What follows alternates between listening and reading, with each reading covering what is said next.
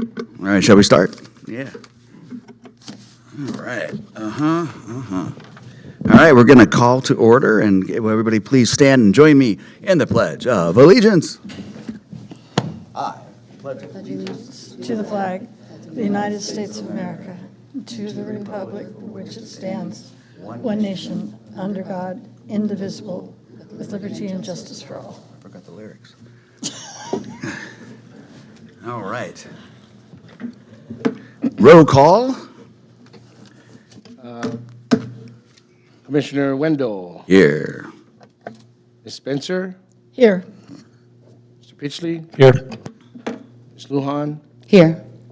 and Mr. Potter is marked absent. All right. I'd like to make a motion to adopt the agenda. I would motion to adopt the agenda with a couple of corrections. For page 2, it says 5:30 PM open session, if we could change that to 5 PM. And item 6 for adjournment, I believe our next meeting is also supposed to be held at 5 PM. So we need to change that time to 5, not 5:30. Otherwise, I would motion to accept it with just those changes. I'll second that. All right. We'll let Andre do it. You seconded it. Okay. All in favor? All right, it's time for public comment. This portion of the meeting is reserved for persons wishing to address the Recreation Commission on any matter that's not on the agenda, that is within the subject matter jurisdiction of the City Council. The Commission Chair reserves the right to limit the speaker's time to 3 minutes. You are not allowed to make personal attacks on individuals or make comments which are slanderous or which may invade an individual's personal privacy. All right, do we have anyone from the public that would like to? Chair Wendell, if I may, I think we just had to vote on the agenda approval. Oh, so sorry. Did we not do that? Okay. Sorry, I'm a little Andre discombobulated. seconded. We have a first and a second. Everybody agree? Yes. Yes. All in favor? Yes. All in favor? Yes. All right, cool. Then you got the minutes, 3.1. 3.1. I'm sorry, Ron. 3.2. What are you talking about? There's the meeting minutes. Yes. In your packet, you have to adopt 3.1. Okay, so, That was my fault. I probably misread. okay, yeah, I'm just going by the numbers here, so, sorry, Is guys. it- Do you have a different? Mine does not say that on there. So we need to, So I have two different. we need agendas. to, there's a process for this where we undo the approval of the minutes and then have to revote on adding the minutes to the agenda. And I think it's, I don't know if this is a friendly amendment or if it's, but I would make a motion that we revisit the agenda to be able to add minutes as 3.1 to this agenda. Okay. Does yours not have that? It does not have it. I don't have it in my binder. So for the record, I have two agendas, one in color, one not in color. The one that's not in color actually has 3.1 and 3.2 on it. So let's see. So it looks like the first page was, Monday, June 16th. That's fine. We can actually postpone the minutes and just go and move forward, and we'll bring it back at the next meeting. okay, if you guys are comfortable with that. Yes. That's fine. I had some comments for the minutes that did relate to some of the agendized items for later. Okay. So my personal preference would be to address. We could the rewind, minutes. right? I think the issue is there two copies for today? Yeah. I think that's the issue. There's two copies in our binders. One has the 3.1 and 3.2, and then one doesn't. I think that's the, Okay, yeah. could we vote for a quick recess just to get the paperwork organized? So Yeah, we that's have- fine. The You guys okay with a 3.1 little, like, Wanna- the one? minutes on there, Yes. 3.1 is the Yeah. most recent one. Yeah, so let's maybe do a 5-minute recess so we can get the paperwork sorted. Thanks for your patience, guys. We'll just got a little bit of paperwork, but we'll be right back with you after these messages.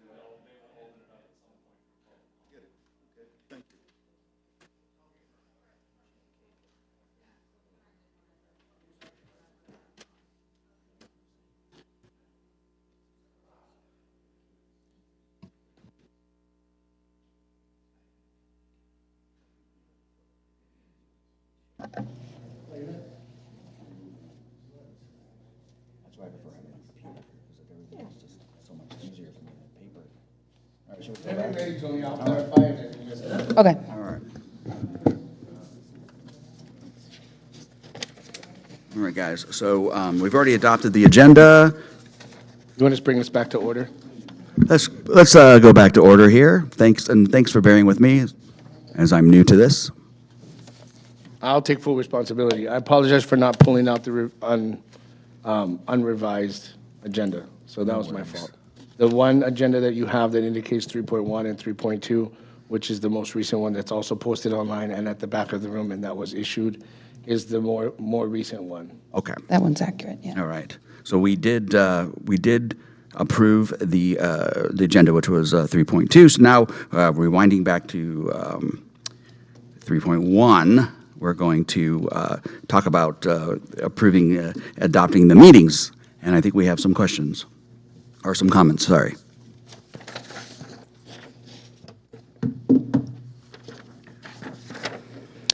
Did you want to go? You can go first. Okay. Yeah. Under discussion topics, the first item, Lions Park Phase Renovation Plan Development, in that very first sentence, Mr. Nishihara reported that the porpoise, it should be purpose. Yeah, I got that, yeah. Second sentence, Mr. Nishihara shared with commission that rather than work should be than. Third sentence, one of the big things that needs to take place is a water rusher. I'm sure that was pressure. And if I could interrupt you real quick, I did go back and actually watch the part of the meeting from last time, and more specifically, it was not water pressure test, but it was an irrigation audit, which I think is a little more encompassing.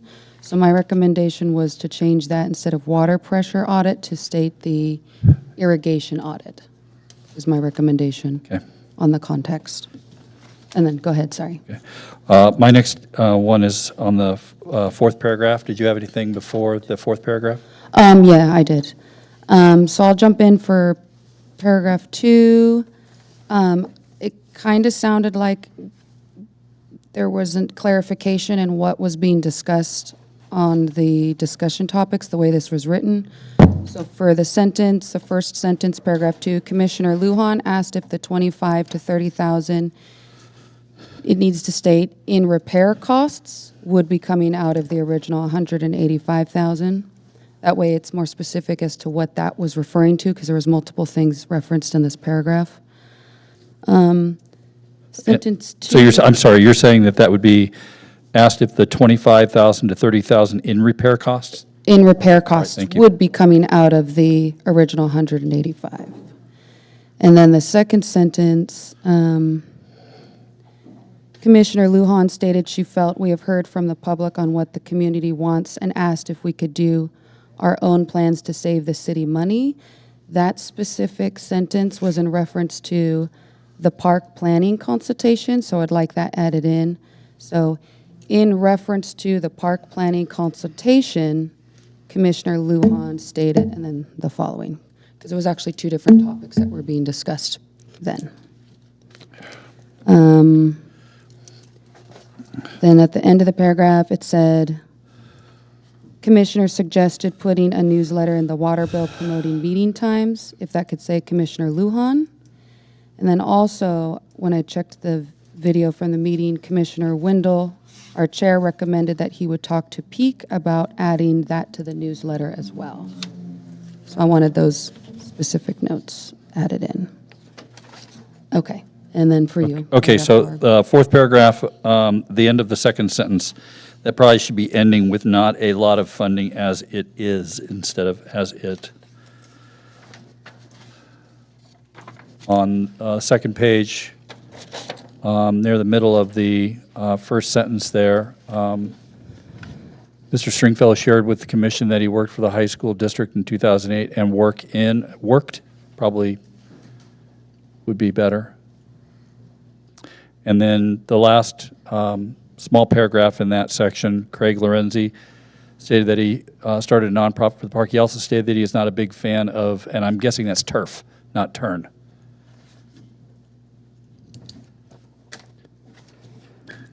The only, sorry.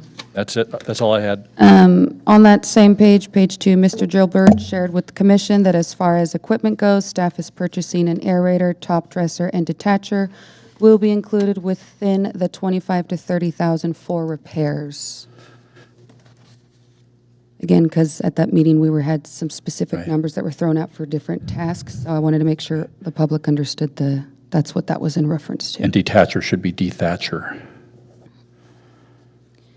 The open forum, Community Services Director suggested, Mr. Nishihara suggested having a question and answer time during each meeting. I think we had discussed perhaps maybe quarterly, because I think the conversation was more that maybe each meeting, that might be a little too open-ended for each meeting. So that's it from me for adjustments on the context. Anyone else have any comments? Since we're on a roll, if we could just correct the spelling of my name to Windle on Commissioner Wendell made a motion. Other than that, Making a motion to accept the minutes as amended. I second. all in favor? Aye. Aye. All right. And I'd also like to roll us back to roll call, as Mr. Potter is here. Welcome. All right. We just had a little hiccup with having two different agendas, so we're back on track now. We've adopted the minutes with the changes, and now we go to public comment. I'll read this one more time. This portion of the meeting is reserved for persons wishing to address the Recreation Commission on any matter that's not on the agenda that is within the subject matter jurisdiction of the City Council. The Commission Chair reserves the right to limit the speaker's time to 3 minutes. You're not allowed to make personal attacks on individuals or make comments which are slanderous or which may invade an individual's personal privacy. For point 1, oral communication, anyone from the public like to make a public comment? Welcome. I'm Eileen Krim, a longtime El Dorado Trail advocate, and I don't live in the city, but the trail between Clay and Mosquito needs spiffing up. There's just a whole bunch of weeds. It's disgraceful, and I have some money that I would be able to donate toward the project, but I need your help.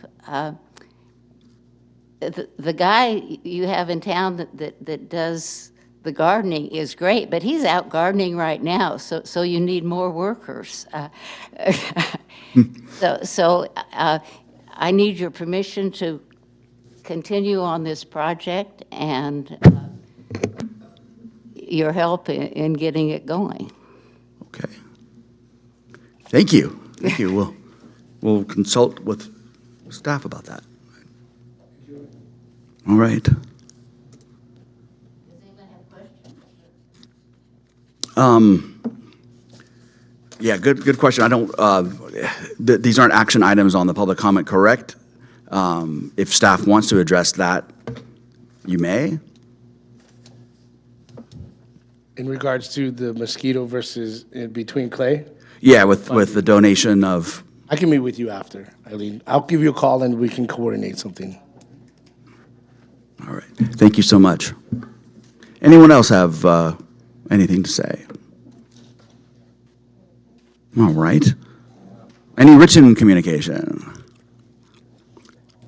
There's none. All right. All right, now we're going to move to 5 discussion topics. 5.1 Lions Park Master Development Plan, Proposed Services. Director Nishihara.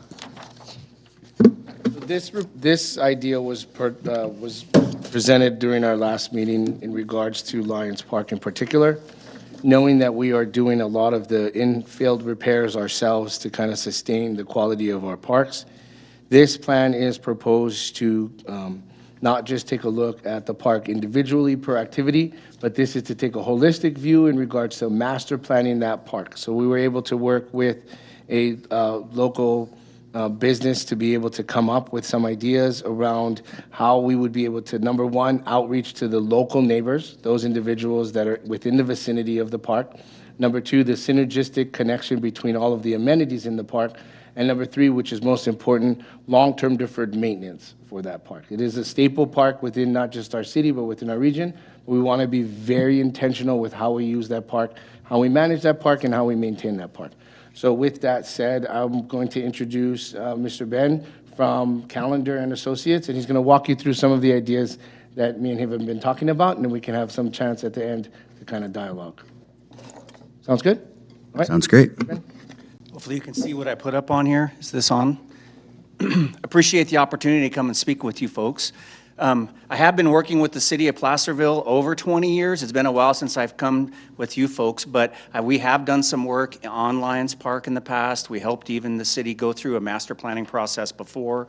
We're currently working with the Public Works Department on some various projects and trails and things. So we really love Placerville. We love all the good work that you're trying to do here. And so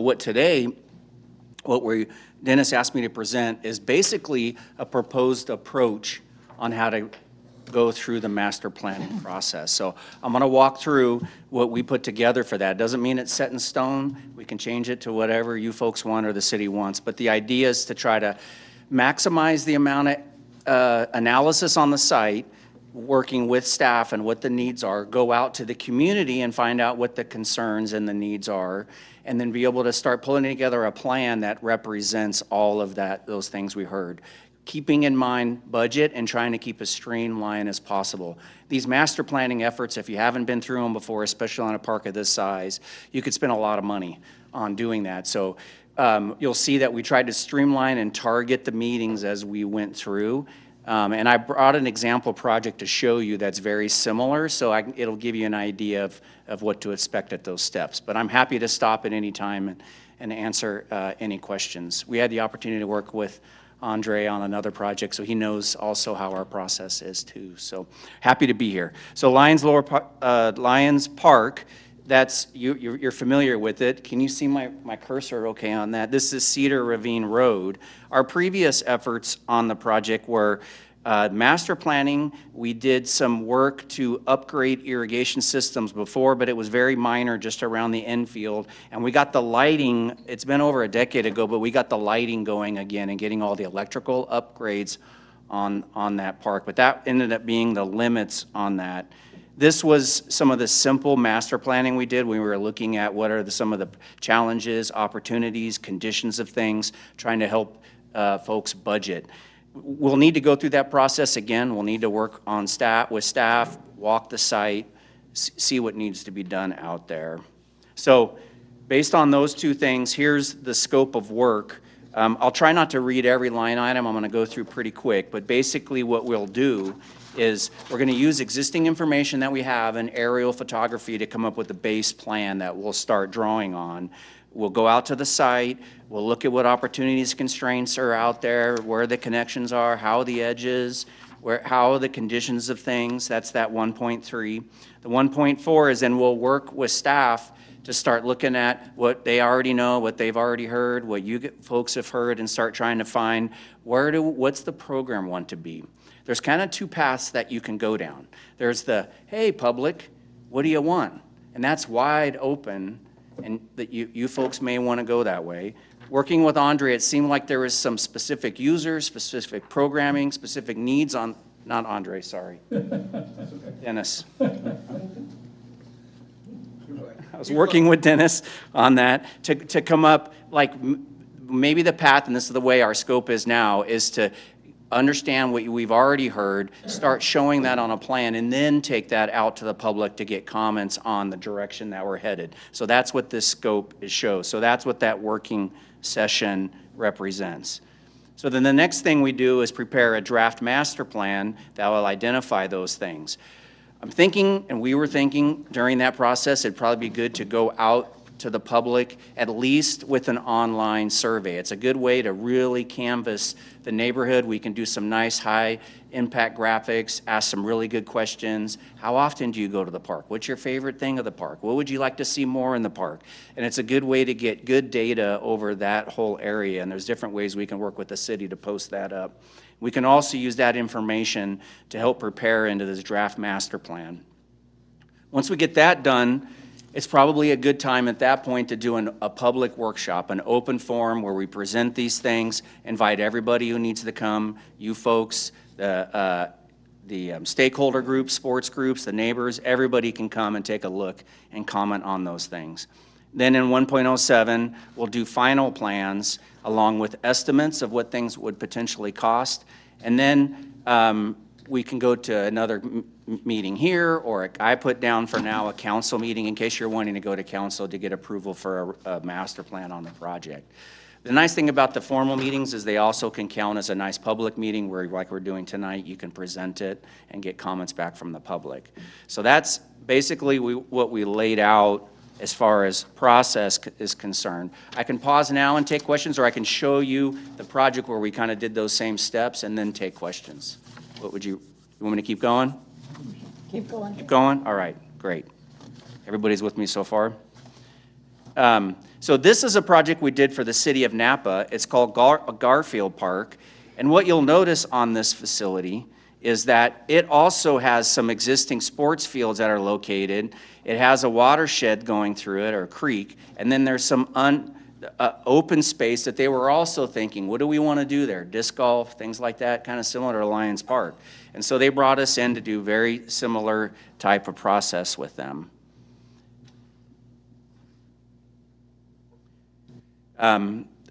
These are just the way we group up the teams on how we get input from things and organize things, so we'll do the same thing with here. We'll list out what all we did, so it's always very public, always very open, the steps we've done, who we've met with, who we've talked to. Keep that momentum going so you don't get bogged down too much in the process. It's always good to look at your park as it relates to the rest of your park systems. This is a good tool, and it's very easy to do in case somebody comes and says, hey, we really want to put a dog park here or something that maybe you folks already know is going to go in another project. We can kind of work, we understand what we see online, we can start helping to communicate to the public, well, that's a great idea, we're actually planning on putting it at another park, or it's going to go in a future phase, or that's a great idea, it's going to go right here. It's always kind of good to look at the big scale as we're looking at the actual park. And we did that for Napa too. Then we look at the existing conditions. How is parking going? Similar to you folks at your park, the parking here goes right through a tight neighborhood. It's really hard to get into in this zone. A lot of problems when they're trying to do sports, a lot of traffic, very similar issues like you have at Lions Park. So we'll go through there and analyze all those and do some nice graphics to help make it easy to communicate to the public on those.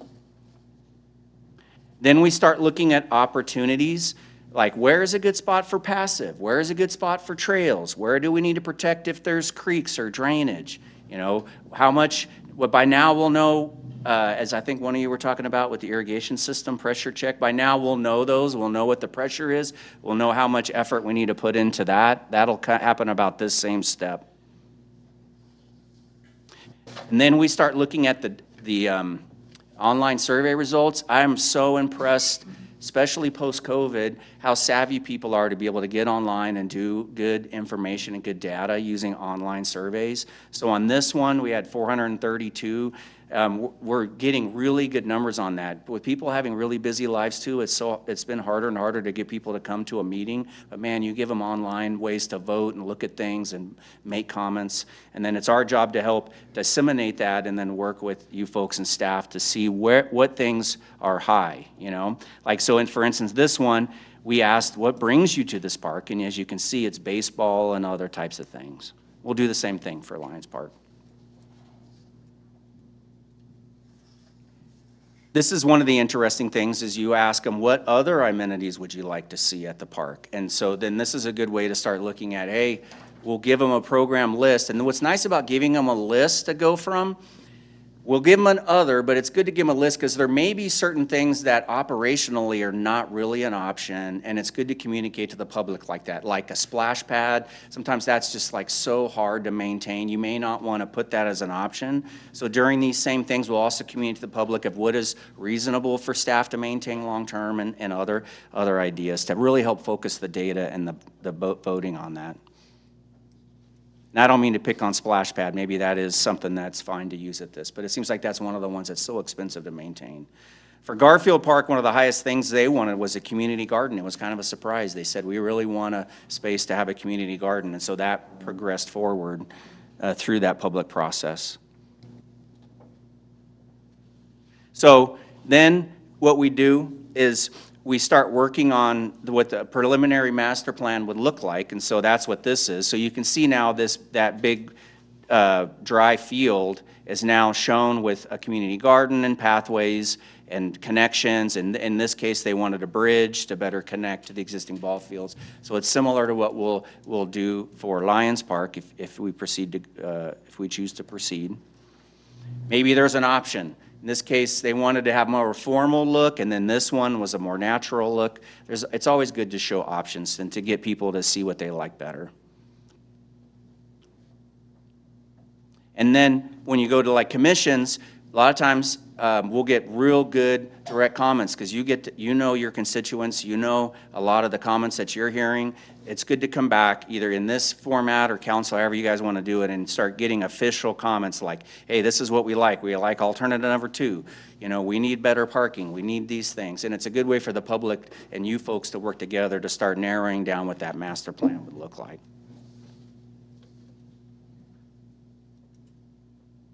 In this case, we went to a commission and a council. And then we also kept floating up the things that were we heard that were the high goals and comments from the public on that one. So I'm going to speed to the end because through the process, what you're trying to get is all these comments done, so then you end up with a final master plan that reflects all of that process in a plan, right? So hopefully that helps you visualize on a similar size park. Maybe a different program, but similar size park on things. So at that point, I'm happy to answer any questions or comments or anything you would like. That's what Dennis was asking us to do, right? Anything you want to add to it? Okay, yeah. No, we're open for questions if you have it, if you want to deliberate and then ask the public for comment too, and we can respond to those. I've got a question. Yes. On your 4.0 compensation summary, April 24th, 25, is that what we paid out thus far for the master plan, $24,000? We have no contract. This is our proposal to do everything I just presented. Oh, it is? Okay. Yeah. All right. Well, when I say everything that's in here, sometimes everything includes a lot more things. But what we laid out here is what our approach is. So if you're okay with this approach, that's what the price is for that approach. Gotcha. Thank you. Yeah. Any other commissioners? I have a question. I think it was one of your earlier slides. I think you said it was a site analysis. Was that for Lions Park previously? It was very early on. Yeah. I'll go back to that. This one? Yes. What year was that done?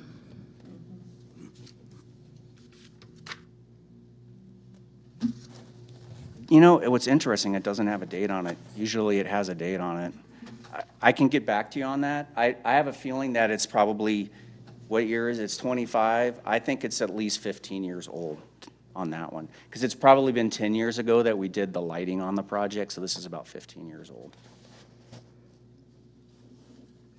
But again, it could be sooner than it could have been 10 years ago, could have been 7 No, years. Or is it like a sure, like you're pretty close to 15 years? If it's anything, it's older than that. I'm being a little more conservative on saying 15, but if anything, it may be older than that. At the same time, we did, the bridge and trail through Goldbud Park, we did the same thing. So the projects were built around that same time.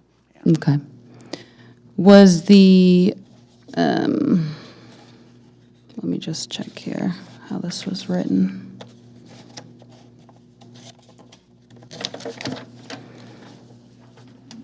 The master plan proposal that's here, is that the same master plan data that was from 15 years ago? Would it have been the same process? No, this is a much simpler, quick analysis because we looked at your whole park system. This was one sheet we looked at all the parks, including Goldbug Park and all your other facilities. And what we were working back in those days with staff just to kind of get a picture of what the whole system looked like and where the deficiencies are. So it was nowhere near the detail that we need to get to help you if we're just focusing on One park. Lions Park, correct? Okay. So the work that you've done previously was for Parks and Rec's master plan collective, not just for Lions Park specifically in this site analysis. Is that correct? Correct. Okay. And then when we came back on the lighting job, it was so targeted, they knew they just wanted to do the lighting, that we just focused on that, and we didn't look at the whole park at that point. Yeah, Okay. Thank you. That answers my question. yeah. My question may be more for Dennis, and it's just regarding budget impact. Existing funding provided by the Community Cannabis Fund Yeah, I allocated caught for park improvements. So I'm not familiar with that at all. So can you explain a little bit about that? I'm happy to. So as we started to renovate the softball fields, we earmarked specific funds for two particular things, the irrigation study as well as the drainage study, which we ended up having to expand to include all of the park. At total, it was around $185,000 earmarked specifically for this CIP. The funding that's tied to that CIP would be tied specifically to this master plan. So that's where that funding would come from to create the master plan. Okay, so this would not deplete that fund? If the cost of this of the work, the calendar would not deplete that fund, that 24,000? There's still money left in that? Oh, yes, yes, correct. All right. That's correct. It wouldn't zero out that fund. All right. And then any capital improvement monies for the work that would be done to bring about the improvements, there's money for that? There's no money for that? There's no money for that. The goal, if I can paint a big picture, the goal is we want to be able to put money aside to be able to develop what it is. But if I'm being completely frank, the point of having the plan is there's no plan right now. And so at least we'll be able to say to ourselves, okay, look, here's the deal. Here's all 7 amenities that we want, and this is going to cost X amount of dollars. And I think that it's systematic to the park system as a whole, to where we have ideas, and not myself, I have great ideas. I think we should do this. I think we should do that. What I would like to be able to do is kind of drill down that specifics in regards to this is what the neighborhood is looking for. These are those amenities. Tie specific prices to that, and then we could say to ourselves, well, okay, look, here's what a Class A park for Lions Park would look like, and this is how much money we'd need for that. So then that way we're not leaving the public second guessing in regards to, well, why don't we have this? We should have this. We should have that. Well, we could potentially, but we may not be able to have the Class A. We could get to a Class B or a Class C and phase it in there. But to your point, and it's probably more long-winded than it needs to be, we want to be able to start to budget that money, but we want to start with the plan first so we actually know specifically how much. Right, so the city knows how much money to then earmark for development. Correct. Okay, that makes sense. So I have a follow-up question. The budget impact from that fund, was that the $185,000 that was allocated from city council for the irrigation? Or is this? It was earmarked for all of the park renovations. It would have included renovation, it would have included the irrigation, the drainage study, and all of those other pieces. I could speculate to tell you what I think the whole project would cost, but I'm fairly positive in saying that it would cost well more than $185,000 to fix that park right. But is it that same account? That's what I'm wondering. That same So account. it's the same 185? Correct. That's, okay, that answers my question. And I have a question. So we got our wish list together in this master plan. What's the year of starting, do you think, that would happen? Is it 5 years? Is it 7? Is it 10? Depends on funding, yeah. That's kind of a really big question. It's a great. But I think it's a fair question to ask. In order for us to get the data and specifics in regards to really what we're looking at, I would love to say that the economy is going to come back in a year and we would have more than 4 maintenance workers. I would love to say that the pool doesn't need another $15,000 in repair. I think that timeline would be definitely more detailed and granular if we had a plan. And in all fairness, I don't feel comfortable us making the plan. I want the residents who live near that area and in that neighborhood to be able to make that plan. You know, we realize now that the pickleball courts are out there, wow, that's tons of pickleball players. Well, what other things in that area specific to that neighborhood? My goal and ultimately my dream would be like, okay, look at Orchard Hill. Let's look at Duffy long-term. Let's look at all of these neighborhood parks and talk to the residents that live directly next to the park and say, hey, look, what would you like in your neighborhood park? What are some of the things you want to be able to see? That would help us with that timeline. That would also help us with that cost.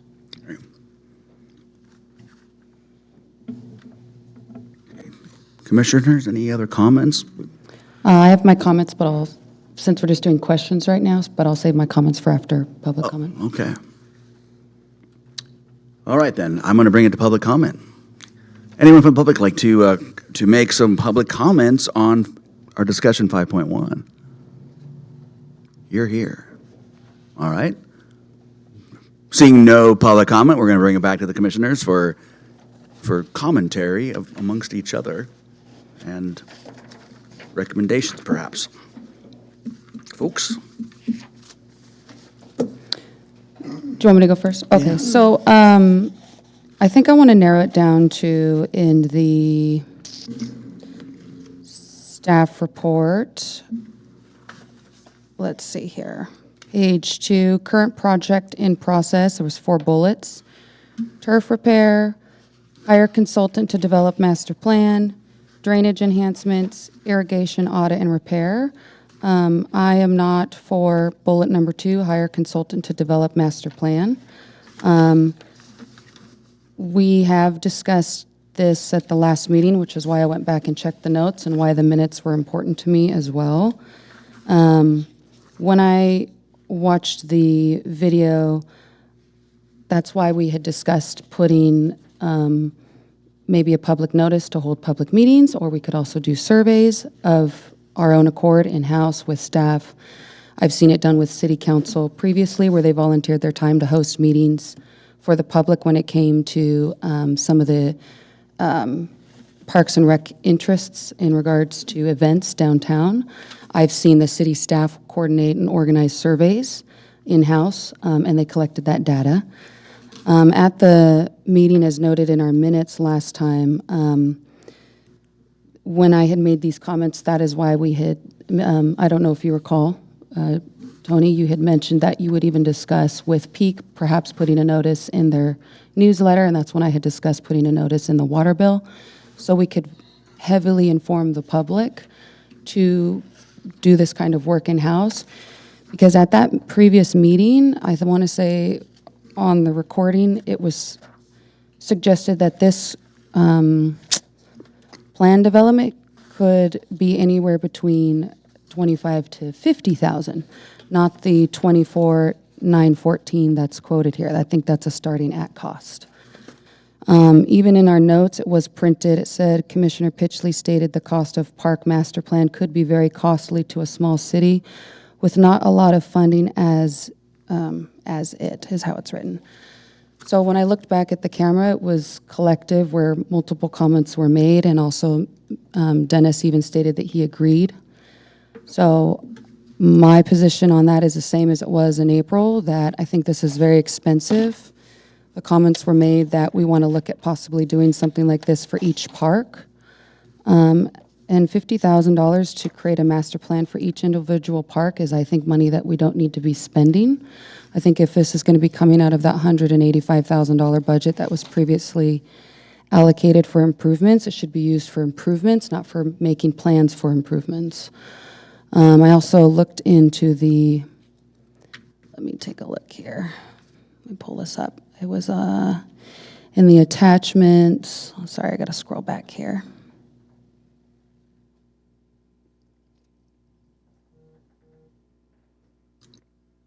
Let me pull this up. So the master plan that was cited, that we have, was collective for all of City of Placerville, and it was Parks and Recreation Master Plan Update 2017. So I went through that, and there was actually a lot of surveys in there, a lot of questions. It was actually itemized very specifically. So I think that's a lot of stuff that we could do in-house. I'm willing to volunteer time. I know City Council had done it before because events were a very important topic for the public and for our business owners. So I feel the same way that I did before is I think this is money that we don't need to be spending. I like the idea of the turf repair, the drainage enhancements, and irrigation audit and repair. And I'm happy to see money spent on the improvements themselves, not creating a plan for improvements. So that wraps up my comments on that. Thank you. Any other commissioners have any comments with regards to this? I tend to agree, and here's why. With a city that doesn't have a lot of money to be doing a lot of things right now, to try and put money into a plan that you might not be able to then make actionable with development, to me seems to be not a good use of those funds.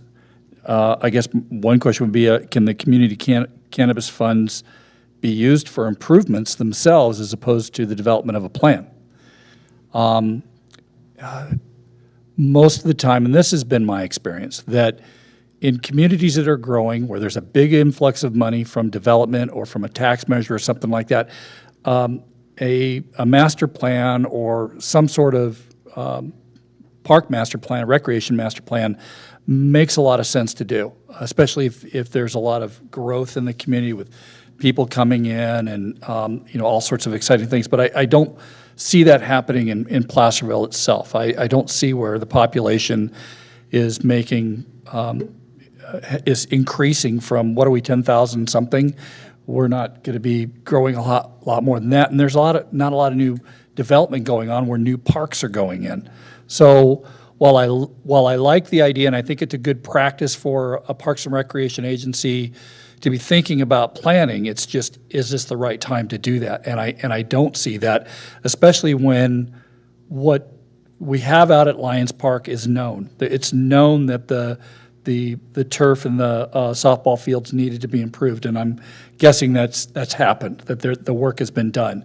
That there are other parts of that facility that staff and commissioners can come out and look, and we could come up with a list of, here's the things that are most important, and we'll knock off the safety items first, and then we'll tackle these deferred maintenance issues next or at the same time. But I would much rather approach it that way. My preference would be that the city would approach it that way as opposed to spending money on a plan that may not be able to be implemented due to the fact that there's not enough, there are no CIP funds available. And that's my comments. Thank you. I tend to agree. I don't think we have the money to do this.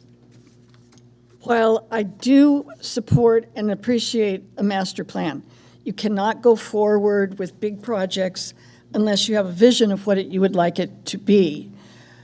Also, but having said that as well, I don't think it's fair to ask the public to weigh in on their wish list when there's absolutely no guarantee that it'll ever happen, or even, within a few years happen. So there's that little aspect that in my mind is very important. You put something out to the public with the expectation that they're going to get something from the survey or what they want. As Andre said, there are projects that are already in place. There are things that we know that need to be done out there. There are people that have come to the commissioners asking for improvements on the ball fields and so forth. Let's take this incrementally, slowly, to the point where we can have a project that can actually improve everything that's already there before we take on this auspicious, wonderful, it would be lovely to have everything that we want. But I think Michael mentioned, how fast could we do this? Well, this is years and years. This would be a project that even if we did get funding, let's say in 3 or 4 years, it takes 3 or 4 years to do it. So it's a very long-term project in my mind. And while I would love to have it happen, I think we need to take it slowly and do what we can with what we have. That's my opinion. Thank you. Michael? All great opinions, and I have to agree. I think that $24,000 should go someplace else. Understanding that we do need a master plan, but the master plan that we're proposing, it's obsolete. So you would have to do a complete new picture of the master plan, correct? Yeah. So it's a dollars and cents things. And it's also, Andre mentioned, we're not growing as a population either. So we don't have enough money that goes around as far as the taxes and stuff like that. I would love to see a master plan, but I think what the commissioners have been saying makes a lot more sense. Let's do the repairs that we have. But I also would like to see a survey go out to the community. I think that's important. It's a wish list. It's not saying this is what's going to happen. It's a wish list. And remember, those wishes are going to change over time because city and county as structures can change things as well. So it's a wish list. And from then, and the money that we have in our coffers, we can look at maybe a master plan in 2 or 3 years, but let's get the repairs done at this time. I think that's important. Thank you. Oh, sure. So, and this may seem a little bit like I'm going in another direction here, and I'm not. I've worked with Ben before. We worked on East Park. You reminded me of that tonight. And East Park, the unique thing about that is it had its own funding source. And when you have something like that, we didn't do a master plan, but we went in there and we did some public meetings, public hearings, and the neighbors came out and they provided their input, and it was a good project. And the best part about the public input is we ended up scaling back what we thought the neighborhood would want. And so that part of doing something out at Lions Park, I think would still have value, still talking to the neighbors. It would just be, how would we go about doing that? Because I think if we were to do that without the neighbors' input, I mean, it's essentially, they're going to look at it as their park. It's their neighborhood park, even though we may view it as more of a regional park because of softball and pickleball. I think that there's some value in doing that public input process, but I'm just not sure how we do that, or how Dennis would want to go about doing that without the help of a consultant.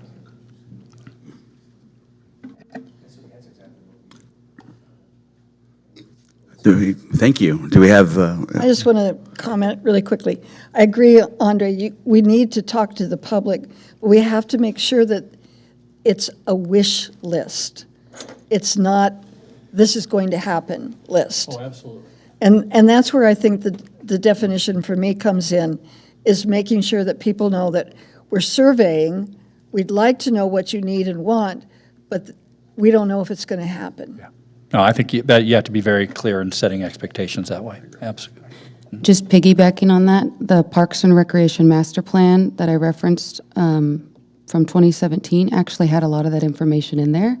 And the surveys, actually, I was looking at some of the answers.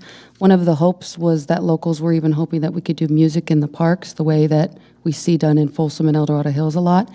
And just emphasizing the idea that the community does have wish lists that have been documented. Because of funding, we may or may not be able to do it, but there is a good record in that master plan of similar wish lists. So just wanted to make note of that. And one other thing, I've been to Lions Park a couple of times, but I don't think I've ever walked the area there that would be below, in this picture, below the pickleball courts and to the right.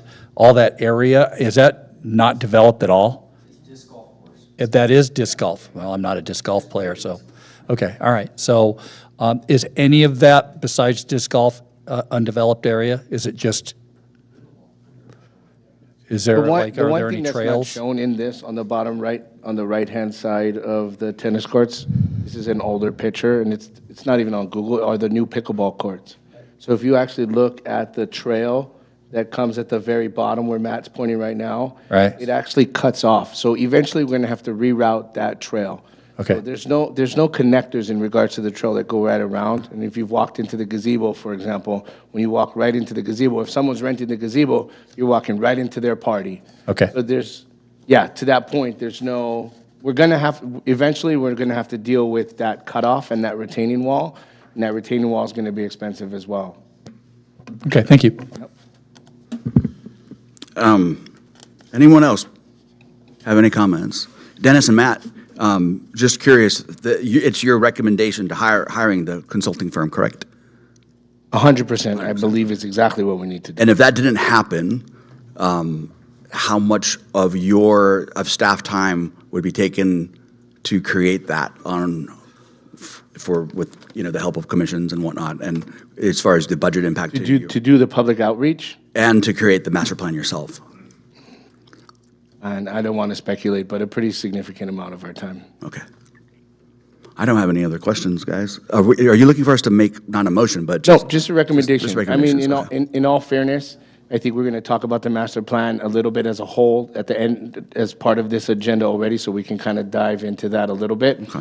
I do want to be clear that based on our resources and where we are budget-wise, my concern, and this is not any pushback, is when we don't have a plan and we continually develop and put things into the parks without a long-term knowledge or projection in regards to how those things are going to impact, then we end up with those trails that end at the top of the retaining wall. And so I think with some of these things, are there options for us to scale back and partner with someone because we don't have the in-house resources to do some of those things? Can we work with the commission to do more public outreach and do the surveys ourselves? I don't necessarily think we have to spend the whole $24,000, but I definitely do think that we need to make some investment in coming up with some sort of plan that outlines the steps that we need to take, and including the public with that. I agree. I would just like to do that with volunteer time, which is what I've seen done in the past with commissioners and with city council members. No. And I'm happy to help. I know later we're discussing possible committees, so we can look at that. I'll bring that back later on that later topic, but I think there are opportunities to save that money going forward.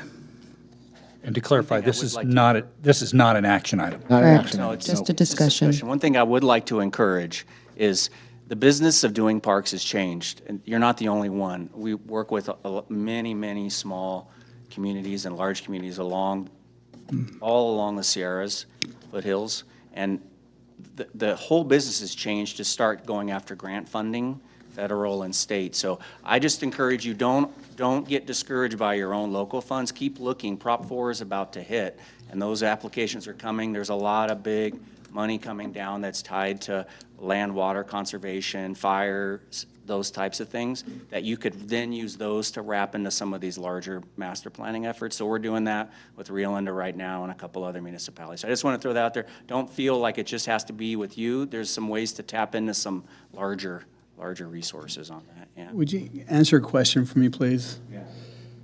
Standard schedule of compensation, 2025, Gold River and Reno offices. Yeah, That's just the rate of that employee, or correct? correct.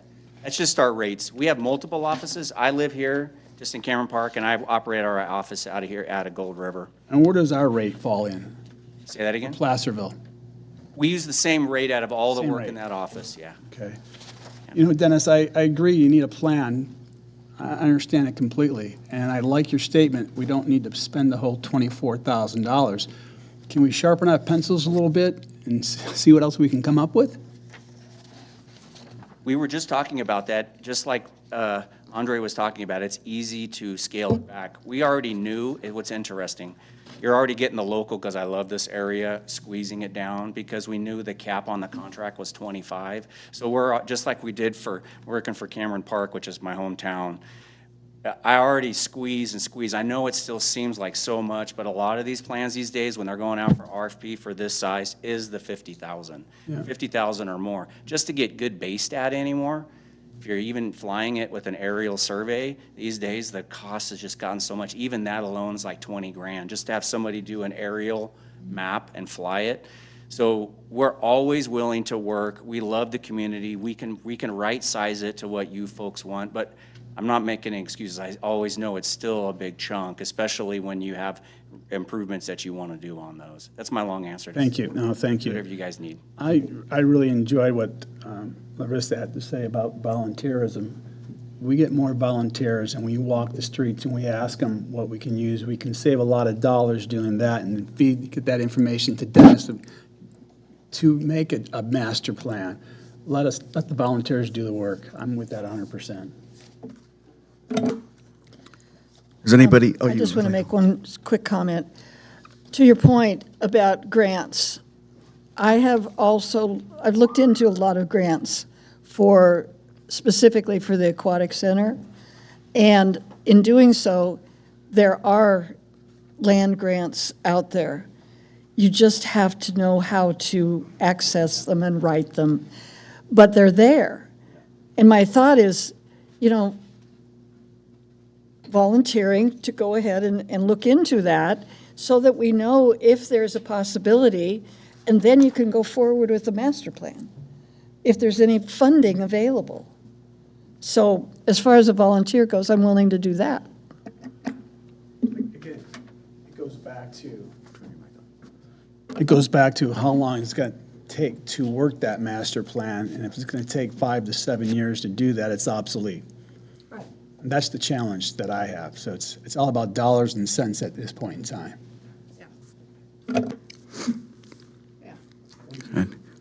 Staff, are you comfortable with what we have discussed? Yes, thank you very I much. have nothing else to add. Thank you, Anyone Ben, else for your like time. to add anything? You guys good if we move on to 5.2? Ben, thank you so Appreciate the much. opportunity. Oh, thank you so much. Thank you. Thank you guys. Wonderful preparation on this agenda item. Pretty cool. You guys are good people. All right, 5.2, Placerville Aquatic Center. Dennis. I hope you have the right paperwork in front of you. Just kidding. That was a joke. I hope I did too. There it is. Okay. Hey, Ben. Bye, Ben. I'm going to actually go, I know I provided the report in advance, but I want to go through and highlight a few things that have kind of transpired over during our budget season, and I want to be very explicit, and I want to warn everyone in advance that this is going to be very long-winded, so I'm sorry. The Placerville Aquatic Center costs approximately $674,000 to operate annually. That typically includes 9 specific weeks of swim lessons that also encompass lap swim, public swim, and water aerobics. We've got an amazing water slide, we've got an activity pool, and we've got an amazing blow-up. This year, knowing that we faced a $1 million shortfall in our general fund, we had to take a really comprehensive look at the essential services that we wanted to be able to provide through the Placerville Aquatic Center, meaning swimming lessons were at the absolute top. Right?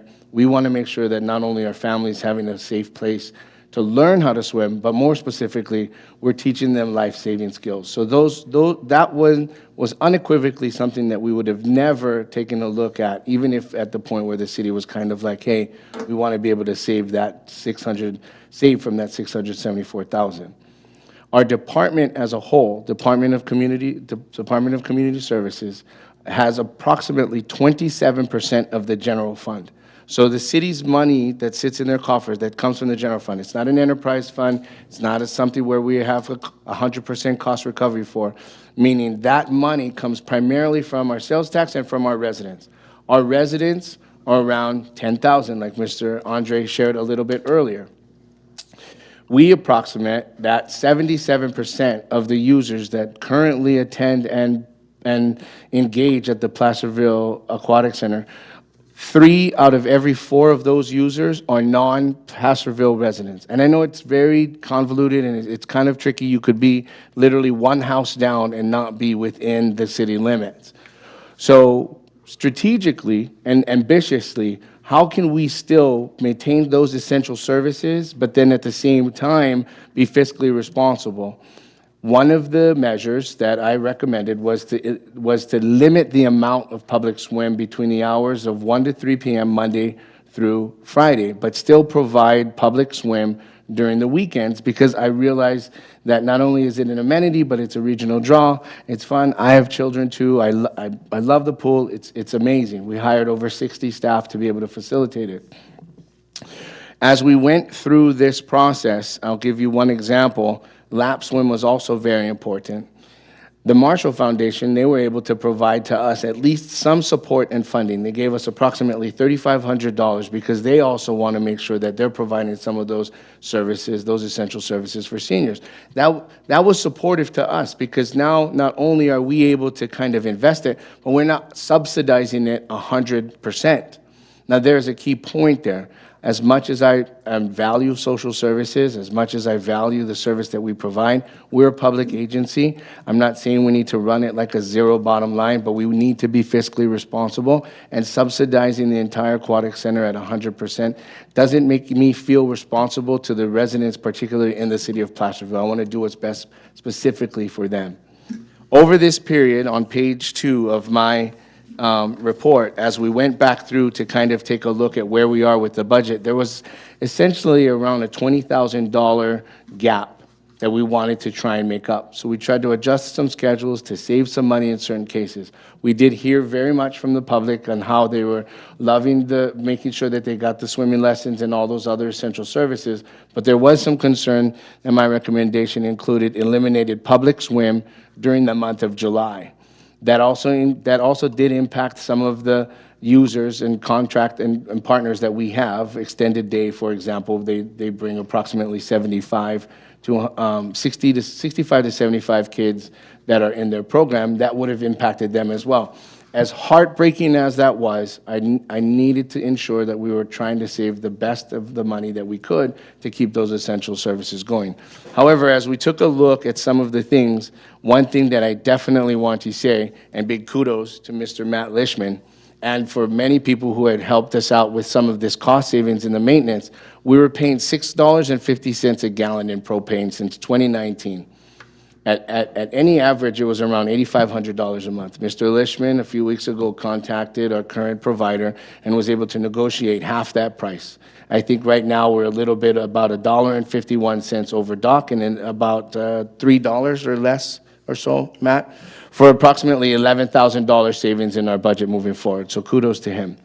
The second part to that is this, because I am going to adjust the recommendation. I've worked with the city manager and our finance director to go back to our original projections to be able to offer, to the best of our ability, through the end of July, we're going to go ahead and open up public swim. So we will have the same level of service that we've had for the last few years right up until August 3rd because of that savings. The second thing is, and there's a nuance to this, because we also have June of next year, meaning it's still within this fiscal year, but it's next summer.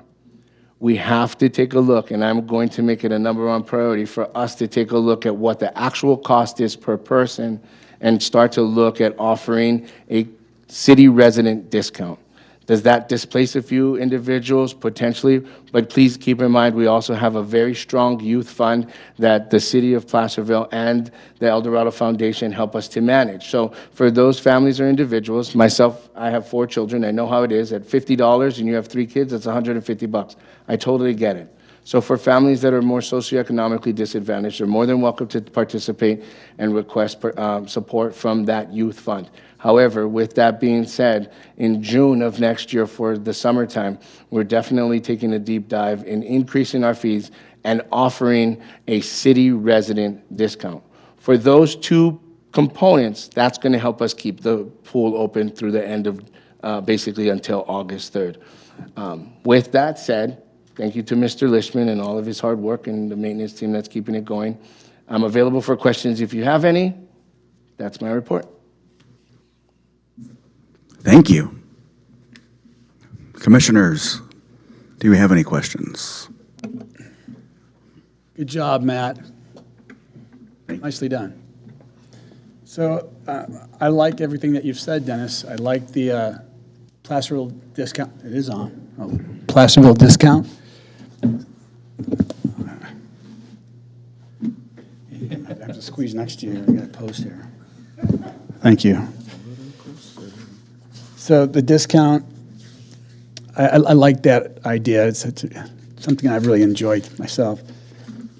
I'm glad we can keep it open through August 3rd, open swim, right? We can keep that open this year. That's fabulous. Have we talked to UC Davis for funding at all? If Marshall Hospital's giving us funding, UC Davis is a partner of Marshall Hospital. It wouldn't hurt us to open up a conversation with UC Davis. I think that would help. Besides that, I don't have anything else. Thank you.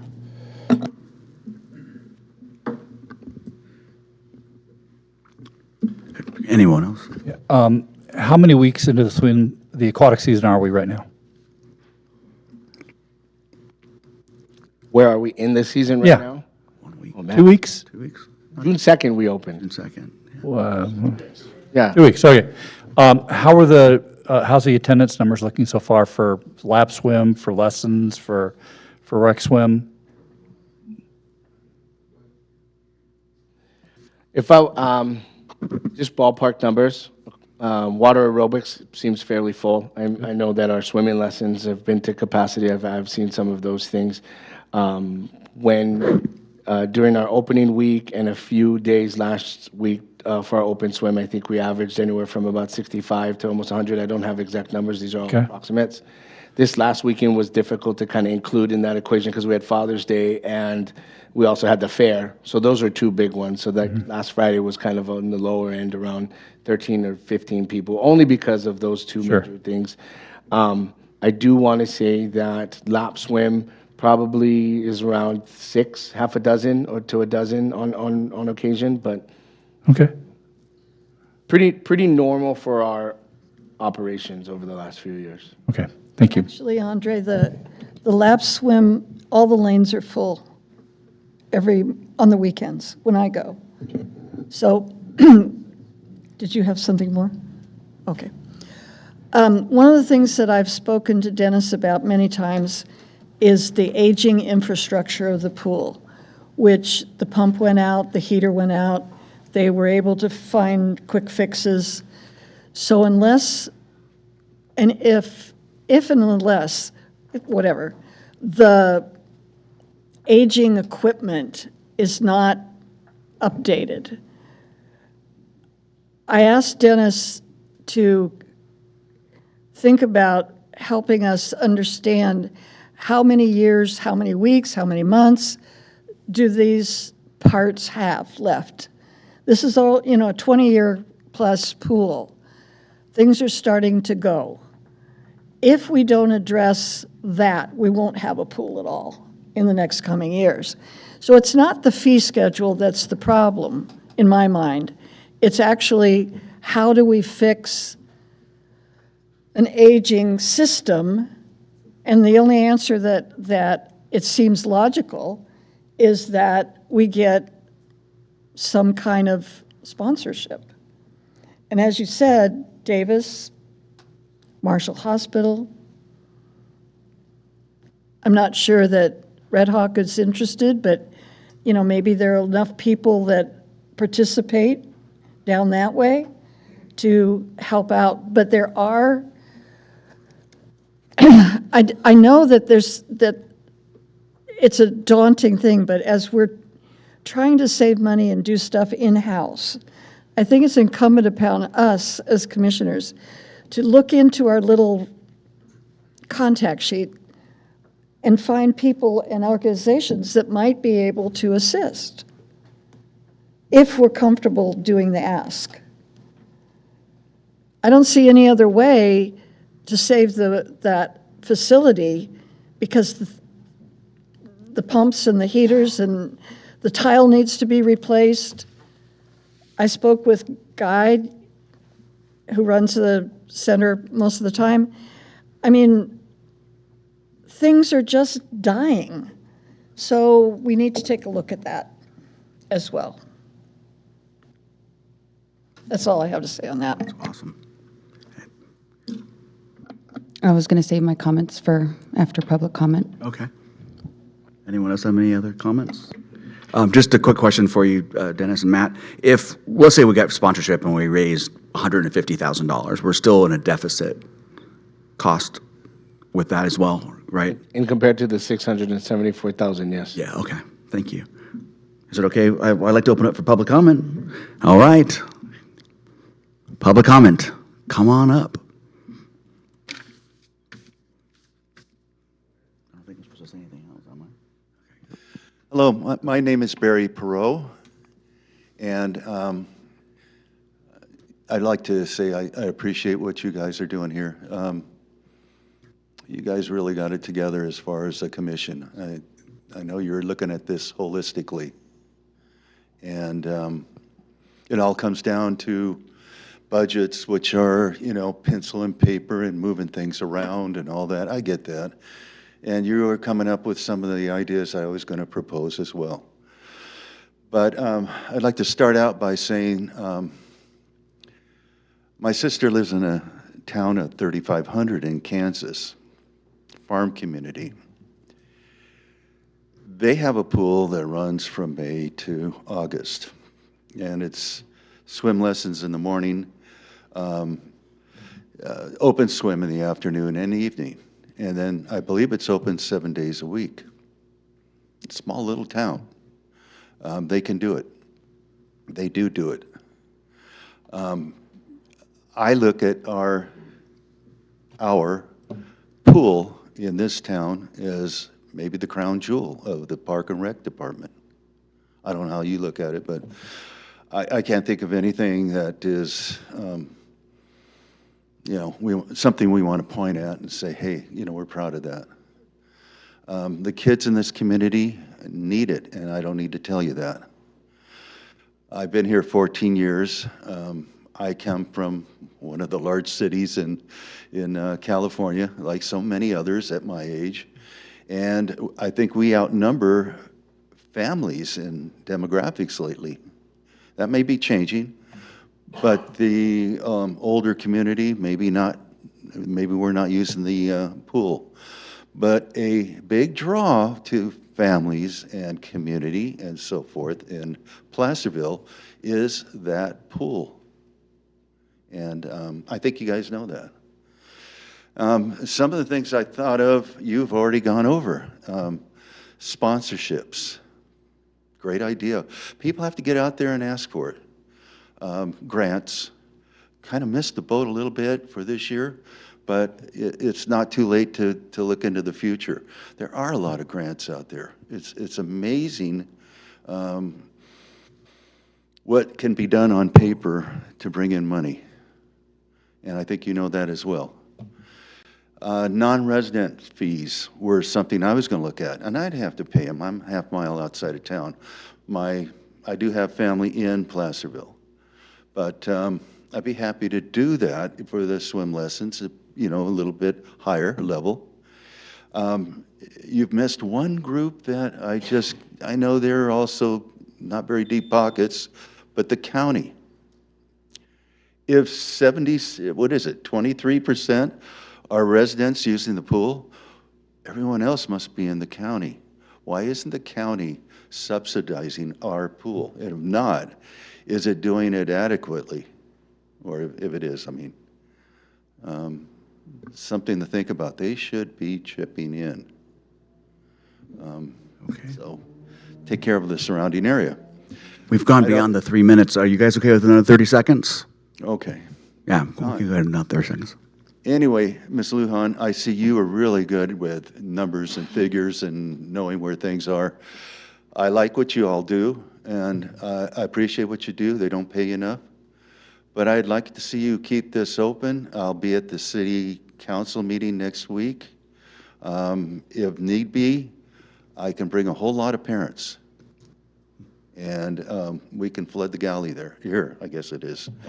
But, it's priorities. You guys have to know where they are. Okay, I thank you for your time. Thank you very much. Thank you. Okay. Anyone else? Welcome. Come on up. Hi, Jim Cahill. I've been in this community for 44 years. I used to teach at El Dorado High School forever. I got a lot of things, but I'm going to deal with the pool, but I'm going to give you a little historical perspective about lap swimming around here. Union Mine had a really nice pool.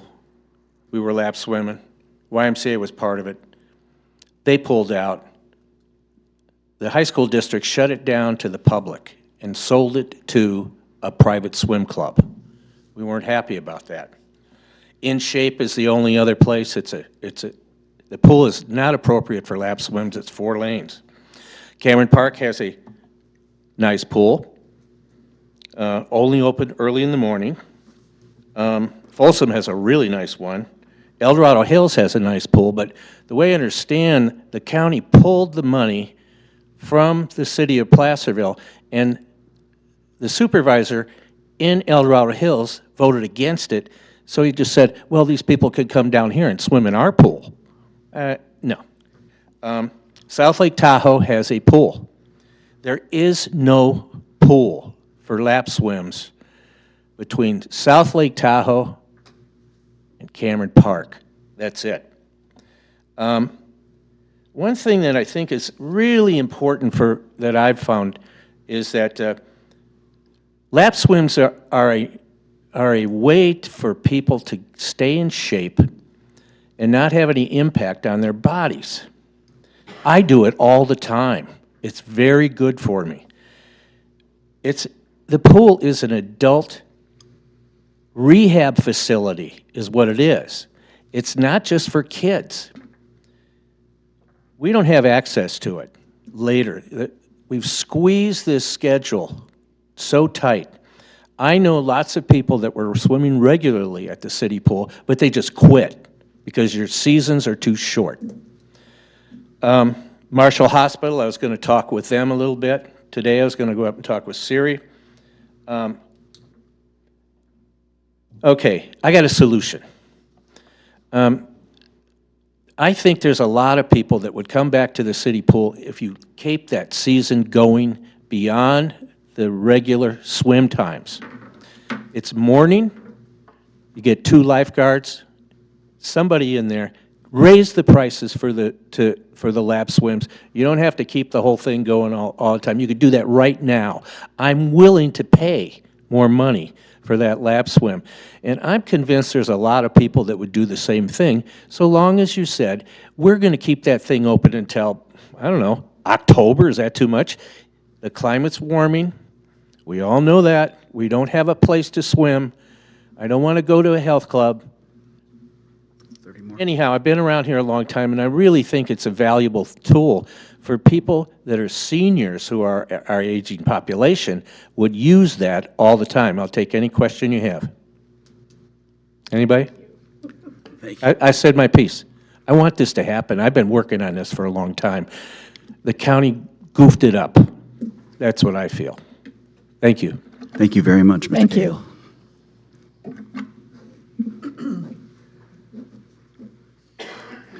Welcome. Hi, my name's Terry Mace. My wife and I and my kids, we have been living in this community for 35 years now, and we love our town. And it's good to hear that, you know, our understanding was that it was just going to be cut out from swimming during the whole week. Everything was going to be cut out from that. And now, if you're going to run it up through August, that's a good thing to hear. Of course, we would love to see it go, you know, the whole summer up through September like you normally do. Yeah, and, you know, as far as funding goes, or finding other sponsors to step up and, you know, try to pitch in and help out, I could add, maybe you should ask community churches too, maybe get involved in that, you know? Yeah, that's a good idea. And, I don't know, I have a grandson. My kids went swimming there, and now I have a grandson that goes. You know, he's an extended daycare, so he's there a couple days a week, and he's doing swimming lessons, which we're starting him at that this week too for the next 3 weeks. And so we were just concerned about it and thought we'd come down and, you know, voice our opinion, or you know, ask if you can do anything to keep it going. That'd be great.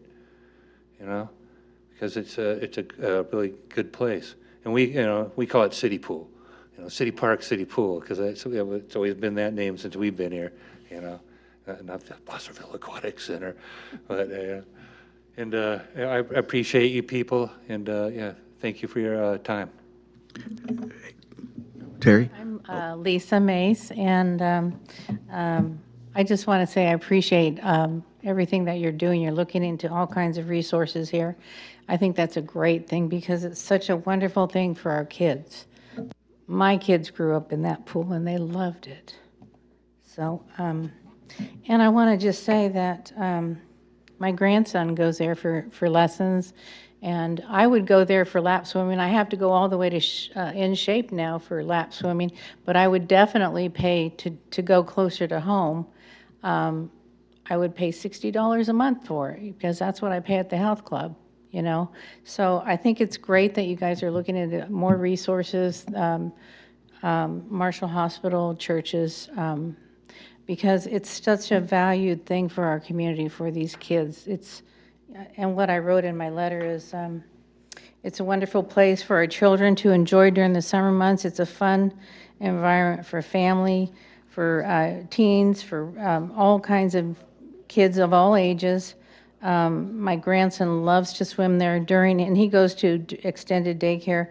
So I just said it would be great to keep it going, to find the money somewhere. And it looks like you guys are already looking into that, and that you're saving it for this summer and up till August to stay open. So I appreciate that. Thank you for your time. Thank you. Michael, you had a question? Mr. Mays? Mr. Mays? You mentioned, I didn't hear what you said about talking to who for grants? Oh, reaching out to church? churches, yeah, local churches. Do you have a church you belong to that you can give us a name? I got a Solid Rock in Placerville. Thank you. I mean, you got Green Valley's a big church. They do a lot. I know they do a lot for the community, There's a lot of churches that do raise money for community. We just turned in a bunch of baby bottles for the pregnancy care services, and I'm sure there's about $3,000 or $4,000 in there. So a lot of churches do that all at once, but a lot of churches in the community might want to consider doing something like that, raising money for that. It would be an awesome thing to do. Thank you. Thank you. And anyone else have public comment? Okay, we're going to take it back to the commissioners for discussion. I have a question for, I believe, Mr. Lishman. How many lifeguards do we have that would be able to work past August 3rd? Are you aware of any, because most of the time they're either going back to high school or going back to college. Do we have any that would stick around? Yeah, I don't have a number for you, but in the past, we've been open like a modified schedule through Labor Day. So staffing-wise, it's probably doable. Okay. And beyond that, do you think there's any that would stick around to, because that's one of the big issues. If you don't have lifeguards, you can't keep your pool Yeah, open. it's hard to say. I Yeah. mean, potentially. Right. Okay. I worked for an agency down in the Sacramento area where we had year-round lap swim, and it was great, but you had to have the bodies, because if you don't have the people that are able to guard the pool, it doesn't matter the amount of money. So, okay. Anyone else?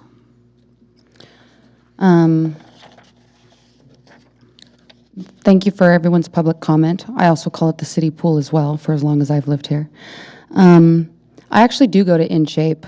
I'm there every morning between 5 and 5:30 in the morning. So on the days that I can't go early, I actually go in the afternoon. So I know exactly what you're talking about with the lap swim, and they also do water aerobics. And through my observation, that is one of the most popular things at that gym.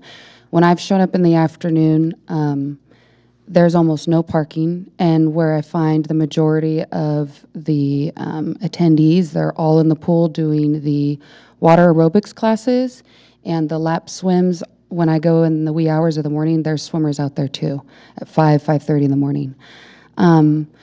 So kind of connecting that to the business side of the aquatic center is as ideal as it would be to run past August 3rd. I don't think that fits in the $674,000 budget. I'm just grateful to find out that we're actually going to be operating normal operations through August 3rd. I think that's really exciting. I've heard a lot about this at the salon. I've heard clients talking about how they'd heard that the pool was going to be completely shut down. I have clients who run the buses for the extended day who bring the children to the pool. So I'm really excited just to hear that we can keep at capacity between now through August 3rd, because at the end of the day, business is business, and I'm just grateful that we could accomplish that. As far as feedback from us for next year, because it sounds like we're really, one, mission accomplished, that we could at least be open this season. That's awesome, and thank you, Lishman, for some of the savings that you were able to identify. For next year, when this topic has come up in the past, there were some really detailed spreadsheets. I don't recall, it might have been Lishman that provided it, but it was very detailed on what hours were more popular, whether it was public swim, lap swim, and swimming lessons. I think going forward, my recommendation would be identifying what is the most popular time frames, which services are the most popular at the pool, and what tends to be a collection of that data, whatever shows where there's the least amount of attendance, whether it's maybe there is less attendance for public swim, maybe there is less attendance for lap swim, whatever the data shows in our previous years, I think that's going to be important for our projections in this coming season. So let's say the first couple weeks in June are slower. If we're slower, maybe we need to cut out the first couple weeks next year so we can be open for the hotter season, for the hotter weeks. Also, the modifying the hours of operation, again, I'm also in favor of that. And really focusing on what does the data show. So if we have higher attendance for certain services, I would like to see those hours more available, and really looking at cutting, like if there's Father's Day weekend and the fair is always happening around the same time, if we have 15 people show up, maybe we could just cut that week. Maybe it needs to be a little more targeted. So focus on when when the public is coming, and then make the cuts according to what the data shows, so we can really maximize. If we have more seniors attending lap swim or the swimming lessons, then for the children, maybe we need to focus our energies there. So that's my feedback, and I'm really glad that we're open for this season. That wraps up my thoughts. Thank you. Thank you, Larissa. Larissa's put a lot of time and energy and thought into this, and I believe what she has to say is true. What I'm looking at is what Lynn brought up is the pump and the heater and the expense that's going to take. That's going to have to be replaced, if not this year, probably next couple of years. Have we done our due diligence to see what the cost is going to be for that? And with that, there's a number of, I believe, grants that we can get, or at least donations from a number of companies and churches that was brought up by Mr. Mays, that I believe that the commission has a right, and also I believe it's our will to go out and find some dollars as well. So I like to see the pool open all year long. Seeing that's a heated pool, I would actually swim in it, but it gets cold in the wintertime. But I also looked at, I have a friend looking into what it would cost to do a salt pool versus a chlorine pool. It heats quicker. It's cleaner to keep clean. So something to look at further down. If we're going to keep that pool open, I think we have to do our due diligence and look at salt versus chlorine. It's better for the community. It's better for those swimmers that are in the pool as well. So thank you. Anyone else? As a resident here since 1977, I spent my time between Goldridge's pool and the city pool, and I'm a big fan of the city pool. It was definitely, as we said here, it was mentioned in the public comment, one of the crown jewels. of the city. I would love to be able to see the season, if you will, extended, but I also understand the complications with regards to the finances on that situation. But I think increasing the fees in 2026 is a great step to get there. I know El Dorado High School starts back up around August 6th, and so about continuing it in there, but it doesn't seem to be getting cold in Placerville anymore. Lot of hot weather. I don't even remember. I don't think we even had. Yeah, I don't think we even had a winter really this year. It'd be great. I mean, as long view, it'd be awesome to try to figure out how to keep the pool open much longer. But that's not really the goal tonight. The goal tonight is to hear you guys out and provide our feedback on that. But I'm so happy that we're able to keep it through August 6th at least, unlike what Fox 40 had reported, right? And increasing the fees. And I think we might be able to increase the fees maybe even a little bit higher, considering what some of our youth, and I watch it every day, how much money kids are willing to spend on things. And I think they'd be willing to put some money into paying for the pool as well. I'm not sure if we're allowed to take questions from the public or not.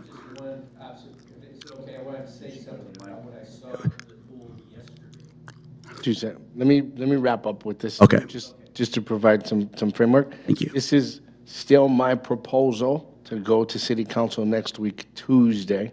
So the final decision will be made by City Council as part of the budget approval process, right, as we go in there.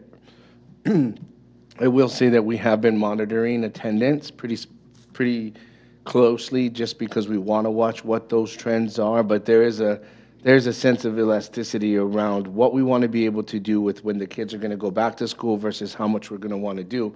And I agree with Ms. Lane, all the lanes are full. There's 6 lanes, so I mean, at that point, if we're doubling up the lanes, the maximum capacity is 12, and so there are some capacity points. I will also say that as we progress towards August 3rd, if there's an influx, potentially, we could come back to this and look. Again, a budget is a projection, right? And so as we end the end of July and our numbers trend up, then potentially we'll take a look at what August looks like. But at this point right now, the estimate is that it does kind of trend down because the young people do go back to school. However, are there programmatic things that we could look at for lap swim through the end of August? That might actually not be a bad idea since we end at the end of August 3rd. Maybe there is a new program for lap swim that may have a different price point because we want to be able to continue that through the end of August if we have the staff to be able to do it. I'm not going to tell you that it's going to be, $3 or $6. We'll have to take a look at it. Again, if it's feasible, we have the staff and what that cost breakdown would be. I will say again, it is an estimate. This is my request, and City Council ultimately will make the decision next week, Tuesday. Thank you. I do have more on the maintenance, unless you want to take his question first. You guys okay with Mr. Cahill having? I think so. Yeah, come up to the podium if you don't mind. I want to say something that I observed yesterday in the pool that really kind of brings home how that pool can be a rehab facility. A man with a stroke victim, hardly walking.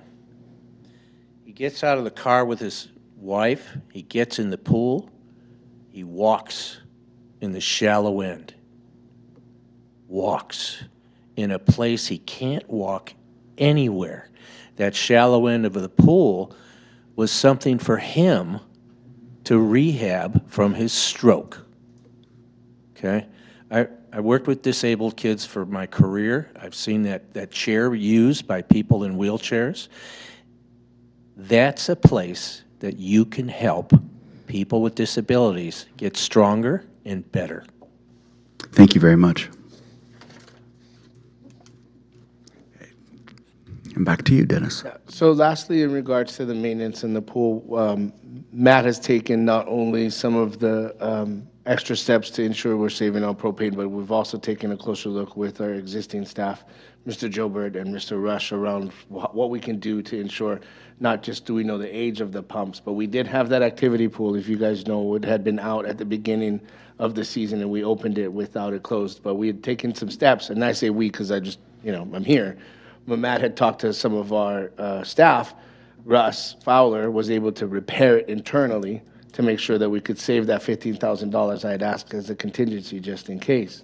Well, through that process, what we'll hopefully be able to do over the next 3 to 6 months is identify, very much like we should do in other parks, which is the plan, the age and the potential deferred maintenance cost long-term. So how long is this pump going to last?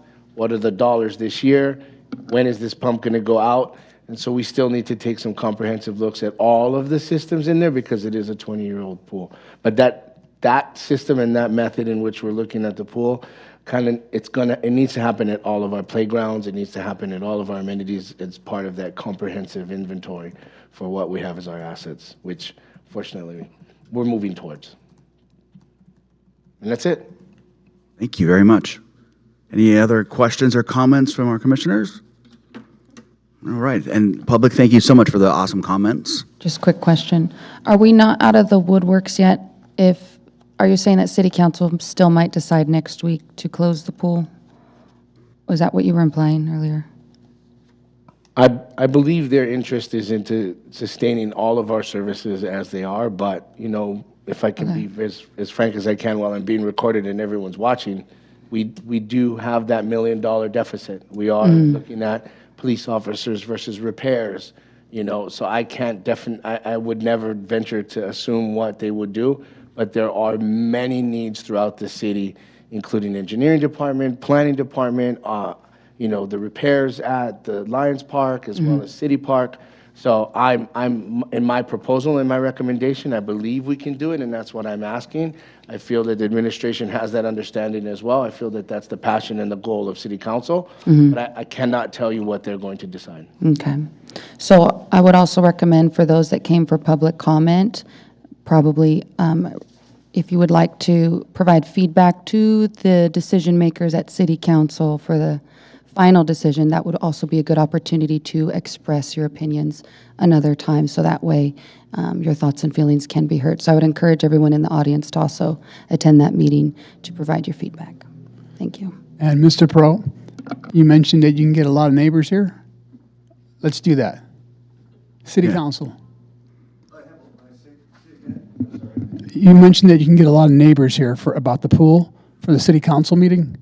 I'm there in the morning and the afternoon, yes. And people that attend with their children, I can bring some folks in. Great, thank you. Tuesday at 5 o'clock.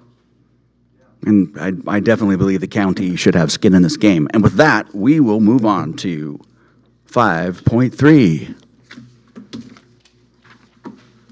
Parks and Recreation Master Plan Discussion. And thanks again to the public.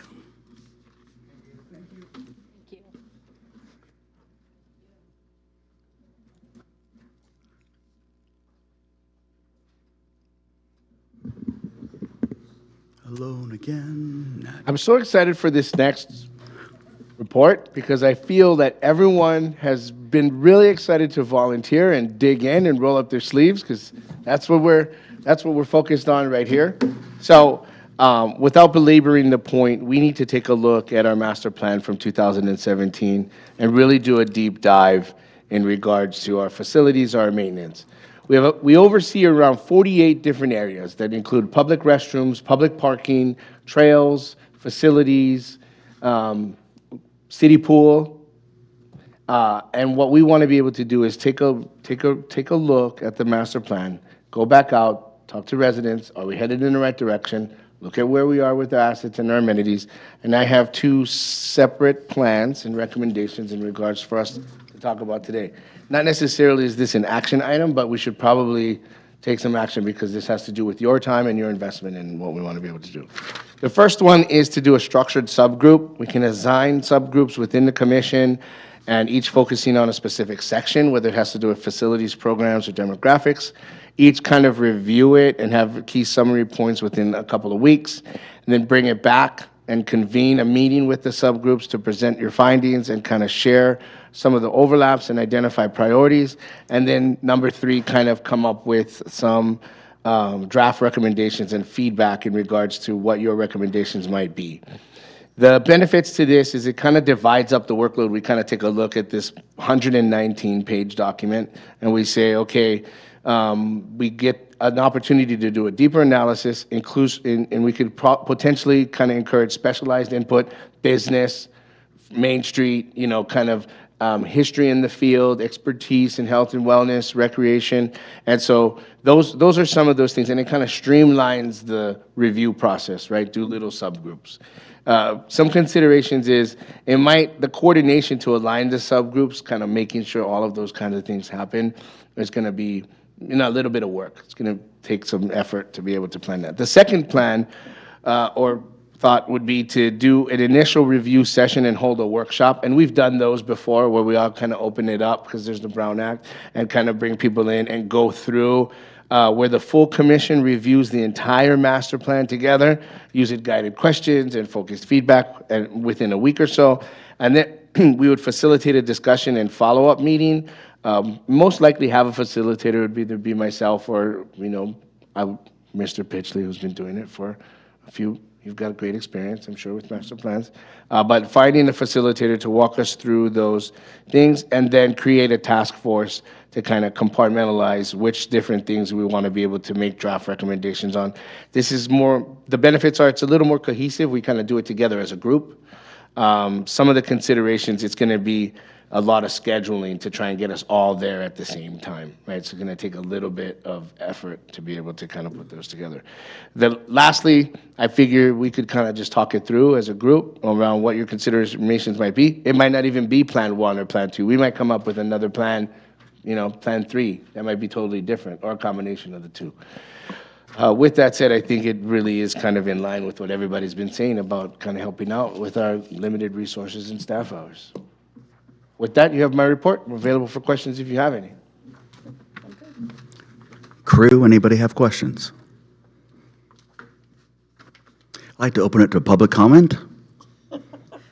Seeing that there's no public comment, we bring it back to the commissioners for discussion.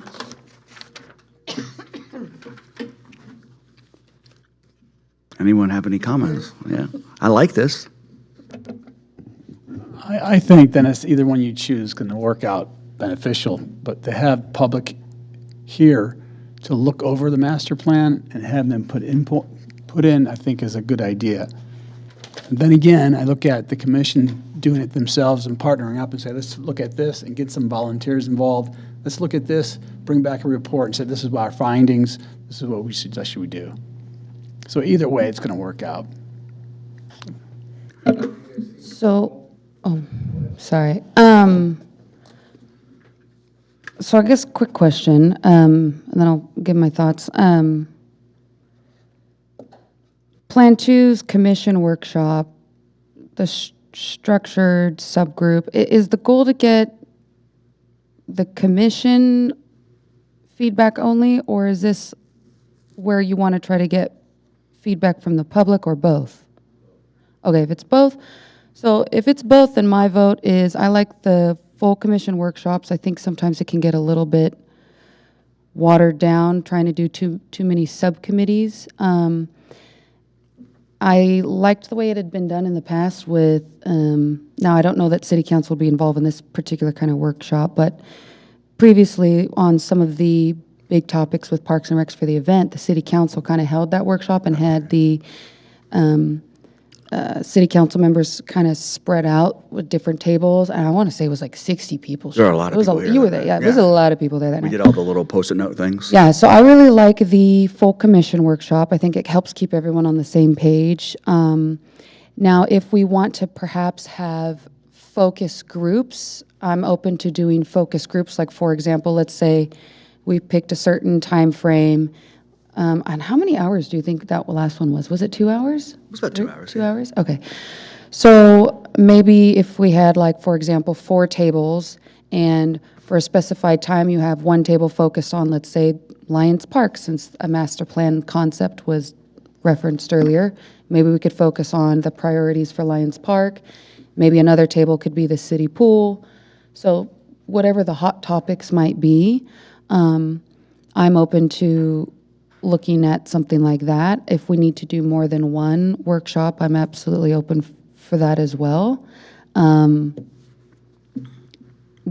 like the idea of incorporating the public with the commissioners and having that direct, open forum. And I think it gave the public an opportunity to be more casual and really just super directly honest with their thoughts and opinions and feelings. So I like the idea of Plan 2, maybe just itemizing out how we'd do it. I'm open to even putting dates on the calendar now, so whatever we need to do to make it happen. I agree. If Plan 2 or Plan B, then what Larissa has mentioned numerous times is putting a letter into the city water bill, inviting the community to that Plan B. That's important. Okay. I like Plan 2 as well. I agree. I thought it was really effective with the events. And I'm not sure if staff's comfortable with putting dates on the calendar yet or not, but I'm not sure, I mean, if we all know what our availability is right now yet, but maybe we could circle back on that and come up with when we do, or if you guys know your calendar. I have my calendar. I book things now through Christmas because clients book out that far. So I've got Oh, yeah. very strategic dates, yeah. So I'm open. You said clients? My salon, yeah. Okay. Yeah, my salon, yeah. So people book very far, so I book my schedule very far. So I'm perfectly fine. If we need to pin down some dates, is that something that we could work on doing now? Is that something you guys are up for? Can't do that yet. Okay, that's fine. You can, Does anybody else? Yeah. I agree. I think Plan 2 makes the most sense.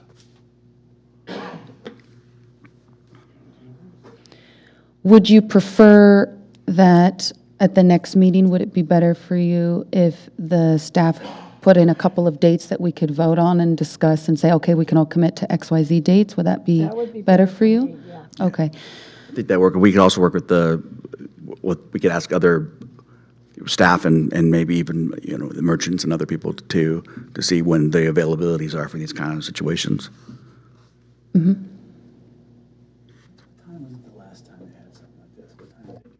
It was 6 o'clock at night, I think. It was in the evening when the city did the events one.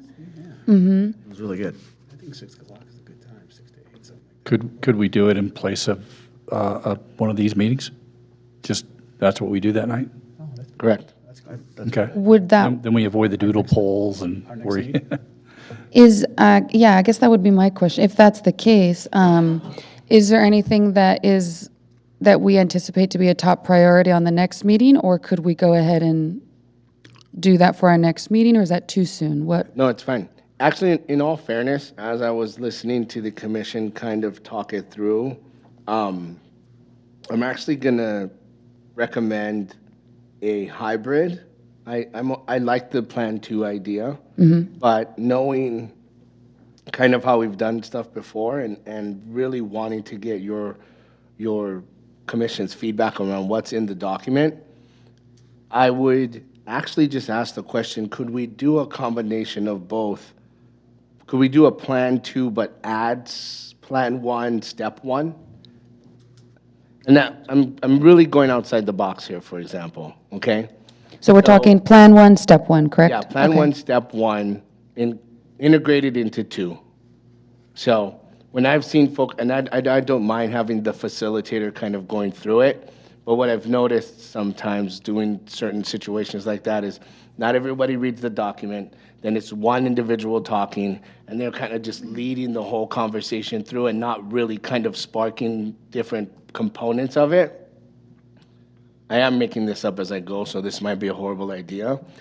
But if each of the commissioners would be willing to take a section And we've done this before to where, okay, you know, section 1, 2, 3, 4, and 5, and then you be facilitators as we did the full commission workshop. And so then what we would do is we could just set like a 10-minute timer, and people who are attending, you facilitate your subsection as you walk through that group, and then the timer goes off, and then everybody rotates. And then the timer goes off, and then everybody rotates. That way, you kind of become you kind of see that portion of it. I'm not saying that you're going to dictate the conversation, but you help to realistically help staff to facilitate the conversation on a micro level, and then we bring everybody back to the to the macro level. Does that make sense? How I'm painting the picture? But I don't even know if that's feasible, or if you guys think that's. Go ahead. When you think about the master plan, how many sections are there? Because you said it's 119 pages? Yeah, so I'm going to go, let's just go to the table of contents, and we can kind of do that together, if you guys don't mind. Yeah. Section sub 3 of, yeah, some of this doesn't, to Matt's point, who just whispered in my ear, it does include the county as well. We could actually go through here, Mr. Andre, and kind of identify right now, if you guys don't mind, some of those core components. And we don't have to do it now. We can wait. We can come back at the next meeting and come up with those subgroups. But again, this is just an idea. I want to brainstorm with you guys. We can stick with 2. I just had this thought that maybe we could do this together and then utilize everybody as helping to facilitate the bigger conversation. So, you know, you've got Table 1 with is what's the general plan guidelines and acquisition development for parks and facilities. Table 2, Placerville area, city, and county recreation facilities inventory. Then you've got some programmatic stuff here from like Table 3 down to around Table 7, which is, you know, youth classes, adult classes. So that's more recreational programming. Then you have some development stuff with the from SACOG at Table 8 all the way down to, I believe, maybe even Table 15, or no, Table 14 with some of the more demographics. But these are all part of the various chapters These are the list of in tables here. as part of that, right? And then in section, Looking at a list of tables. Is there just a listing of the master plan of what needs to get done? Is there a listing of the master plan and what you would like to get done? I think we're looking for an itemized, boom, boom, boom, boom, boom. I could make, it really was just a holistic view at the plan as a whole, but I can go through here and come back and be like, hey, these are the sections. Well, there's 5 of us. I would pick the top 5. We can do this maybe every quarter until we get it done, but please give us the top 5 that you think is top 5 so we can look at. The other page that I'll show you too, to your point about those top 5, is the actual table of comments on page I at the bottom, where it talks a little bit around recreational resources, community character, community needs and preferences, planning standards, strategies and recommendations, cost analysis, and finance plan. Again, this could be a horrible idea. I'm just asking. Go ahead. Okay, so, first off, it's 99 pages, right, even up to the references, so that's not a bad read. It may not be exciting reading, but it's certainly doable. So my suggestion would be that we allow we ask the director to handle 1 and 2, and then we could each become the expert on one of the other sections, because that would leave 1, 2, 3, 4, 7? So a couple of us would take 2, somebody else would take 1, and I'm bad at math, so I don't really know what I just said. Again, just brainstorming, and we're just kind Yeah, of working but stuff through. I think I like the idea of us each taking a section, and I just don't think we need to overthink it. Let's each just take a section. You tell us which one. Yeah, exactly. You know, which one do you want us to take on? We do that. Everybody agrees that we're going to read through the entire plan, so we're familiar with it. But I think that makes it easier, and I do like the idea of us then taking a little bit of ownership and saying, okay, I'm going to talk about, you know, section 5 or whatever it is I'm responsible for, just as just kind of giving that executive summary of that section. So, Andre, you're referring to the sections of the table of contents, right? right. Okay. What do you think about the idea of everybody kind of, if, let's say we do get 50 people here. We have 5 different sections. It would just kind of rotate, and then everybody gets a chance, so then you can do some Q&As with them, kind of talk it through. Give everybody in the public a chance to be able to be a little bit more intimate and then kind of focus on that. I think it's a great idea. Great idea. Yeah. Got to start somewhere. The other thing I will say is, it's not always fun for individuals who really are passionate and zealous about parks to come out on a Monday night. No offense, we love it. I'm weird like that. I like coming to evening public meetings. I think it would be advantageous of us to take a look at, okay, what's our end goal? What's the end date? Reverse engineer backwards. How long is it going to take us to kind of do this? Pick some dates. I would even recommend doing more than one Monday night and potentially a weekend. See if we can offer more than one session, just so that the public may not all come out to the first one, but at least give them, I don't know what you guys think, 2 or 3. Maybe we could do one Monday, one Saturday, and another. Again, this is a long-term project. This is not something we're going to be able to get overnight. My goal to get out of this is more granular and more specific about, okay, what do we want to see in the parks? What's in the parks right now? What are we looking at financially? And that way really kind of be specific around what I would say is a boilerplate of a master plan. If that makes any sense, I think we should be very, very specific to our community. Fair? And I think if the plan is to get this done before 2026, that we don't, since and I mean you and me and the staff of this department, our resources are very stretched during Q4. So I would say maybe Q3 goal, if we want to do this calendar year, because Q4, I mean, that's insane. Little bits of small bites at the big elephant. Yeah. So is this agenda? This is agenda 26 or agenda 27? What are you looking at? Which, is that because I gave you the wrong agenda earlier? No, I'm just asking you. Year 26, you mean? It's agenda. Yeah, Year yeah. 26 or 27? What are you looking at, 26 or 27? Completing this, My goal would be before next fiscal year. okay? I have a better idea right around maybe March or April to kind of see where our priorities lie, because one big piece is going to be the inventory and the cost analysis on where we are with repairing certain things and kind of pushing things through. Whether or not we'll be able to fix it or do it next fiscal year, at least we have a plan on how to fix those things. So I guess my question, so ideally, you're saying you'd like to have us go through the full, hold on, let me go to the master plan by, when did you say, March of next year? I'm actually going to come back with the whole timeline, I think.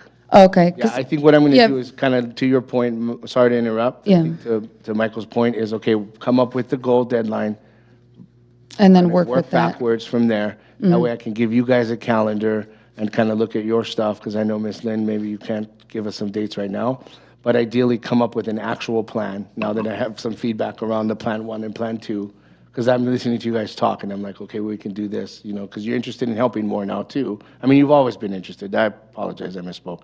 But now I kind of get a better sense of where you're at with that. I think I'll come back with more comprehensive plan and try to, how do we do this? And then with an end goal of being able to kind of move forward by next fiscal year. The other alternative I was going to suggest is if it was by March or April of next year, the other alternative is, how many months of meetings do we have between now and then? We could actually subdivide this, 9 categories? So if it's between now and March and April, we have enough months and enough meetings, we could actually add these into each agenda, say, okay, next month we're going to tackle our 2017 master plan, and we're going to go in detail and discuss, table of contents 1 and 2. And then on the next month, we're going to go into the table of contents for 3. So that's another alternative. If it is that we're looking like by next year. I like both, honestly. I agree. I like both. I Like think that. we add the agenda item. Responsibly, we all read through all of it. And then one item in the agenda is maybe, we work our way clockwise and we just say, okay, tonight, okay, walk us through what you saw, some feedback from us. and we do that over the next, 5 or so, 6 meetings, maybe I'll go at 1 and 2, we do that too, and then the next level is. Yeah. So then we're all on the same page. I know it's gonna be work, but sorry to interrupt. I like it.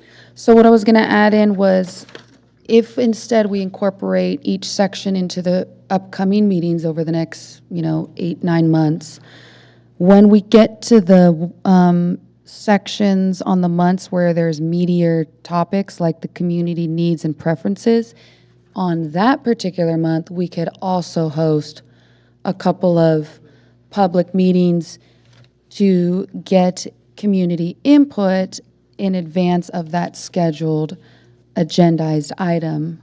So that way, it gives the public the opportunity to really come forward and share their thoughts and feedback on the topics that we are anticipating them to have a lot more to say.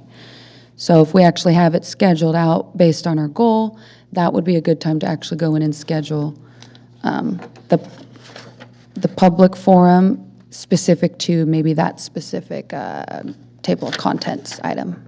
Particularly number 5 is probably what I'm thinking, Like that. especially.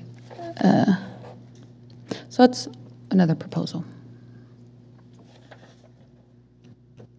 I'll add those comments to my notes and then review it with the comprehensive plan when I bring it back next month. So we'll revisit Yep. July. You guys okay with that? Yeah, I'm okay with that.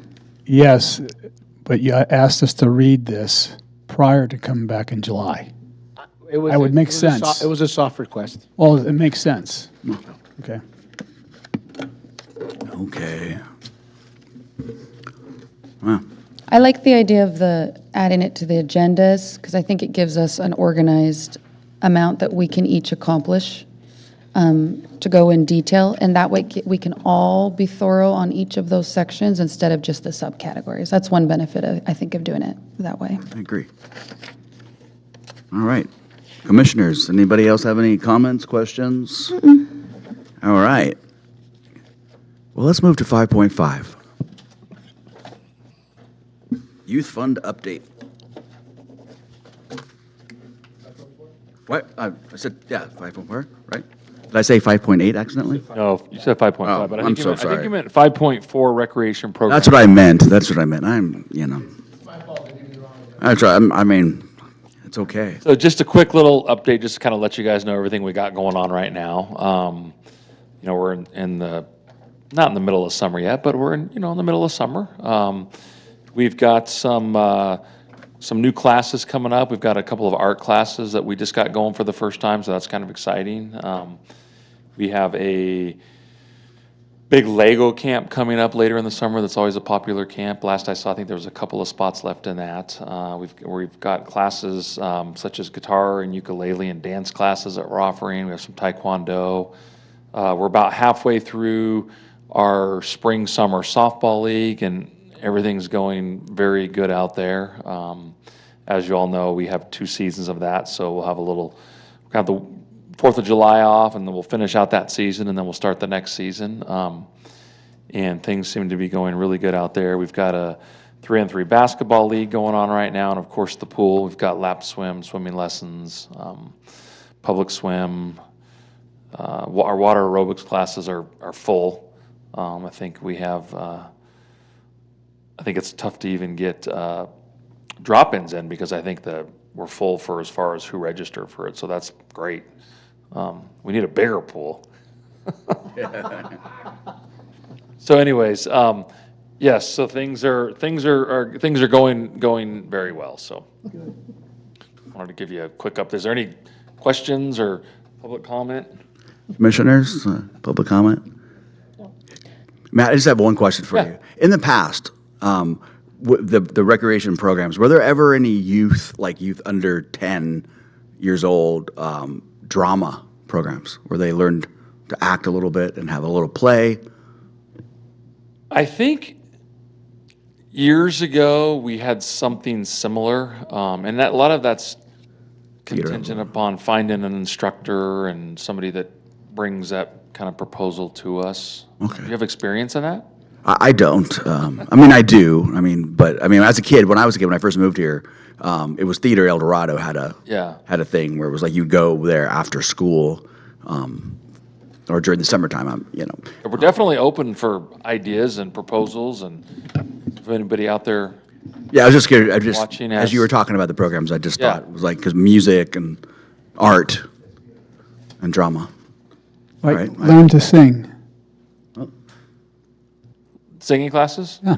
Yeah, totally. We could, I mean, absolutely, and we could do anything. The benefits are endless. Right. All right. For the programs, I forgot to mention earlier with the lap swim. We do need. I think you guys said there was just the 6 lanes. InShape does do the 2 persons in 1 lane, so if there was an opportunity, if their lanes are wide enough, InShape does. We absolutely do that, would do Oh, that. if okay, I it's wasn't sure, yeah. dependent. So, Yeah, we can absolutely put 2 people in a lane. You can actually put more than that in, but people have to learn how to like circle swim. yeah, they will, they Just do it depends- at Some of it InShape, depends on yeah. the swimmers and So- how, the speed of each swimmer, and you gotta kind of find the right, Vibe, yeah. okay, But yeah, we can definitely put more than 1 person in a lane, so. yeah, okay, All right. thank you. Well, since I was so excited to get to 5.5, let's go to 5.5, Youth Fund Update. Yes, and unfortunately, I have nothing to update you on at this time, other than we are taking, we do have a few,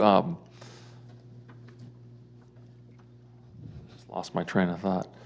We do have a few requests that we've approved, and we're just in the process of trying to get a good fund balance on it so we can try to bring an accurate update to the next meeting, so. But we are still taking requests, and we haven't denied anybody, and we still have a pretty good chunk of money in there. But hopefully I'll have a total report for you next month, next meeting. Awesome. And if anybody out there wants to donate to the youth fund, we'd love to have it. I think I did, I just didn't know where to look. Thank you, and I assume there's no public comment unless you're invisible. 5.6, Commission Committee, Mr. Potter and Dennis, I think you guys are part of this. The request is to provide comments on commission committee suggestions and see commission feedback and recommendations regarding the implementation of a volunteer opportunities for both recreation and parks projects and broader city events. You have my report, and I'm available for questions if you have any. Back in March, I broke out with Dennis and asked, would it be a good idea for the commissioners to have a committee, so 5 committees, to focus on volunteer in the Parks and recreation area? So I contacted 3 of the people that were actually asking to be voted for on the commission, and I asked them would they be interested, and they all said yes. So looking at that, I came to Tony and I said, Tony, what are your thoughts about having committees working with us in certain areas in the Parks and Rec? Could be towards the master plan. And you said you thought it was a good idea. So this is where that's coming from. I believe that we as a commission, we can do more than we're doing. I'm not sure what you guys are doing, but I'm sure you're putting a lot of time in. From what I'm hearing, you're putting a lot of time in, which is great. But I think if we worked wiser, when we have more people, we can put the same amount of time and get more done in a committee. And you can choose the committee you want. Ask Dennis where you want to focus on, and it could be the master plan. I mean, I think volunteerism is, we need it, big time, especially with the budgets that we have going on, or the lack thereof. So that's where it came from. Thoughts?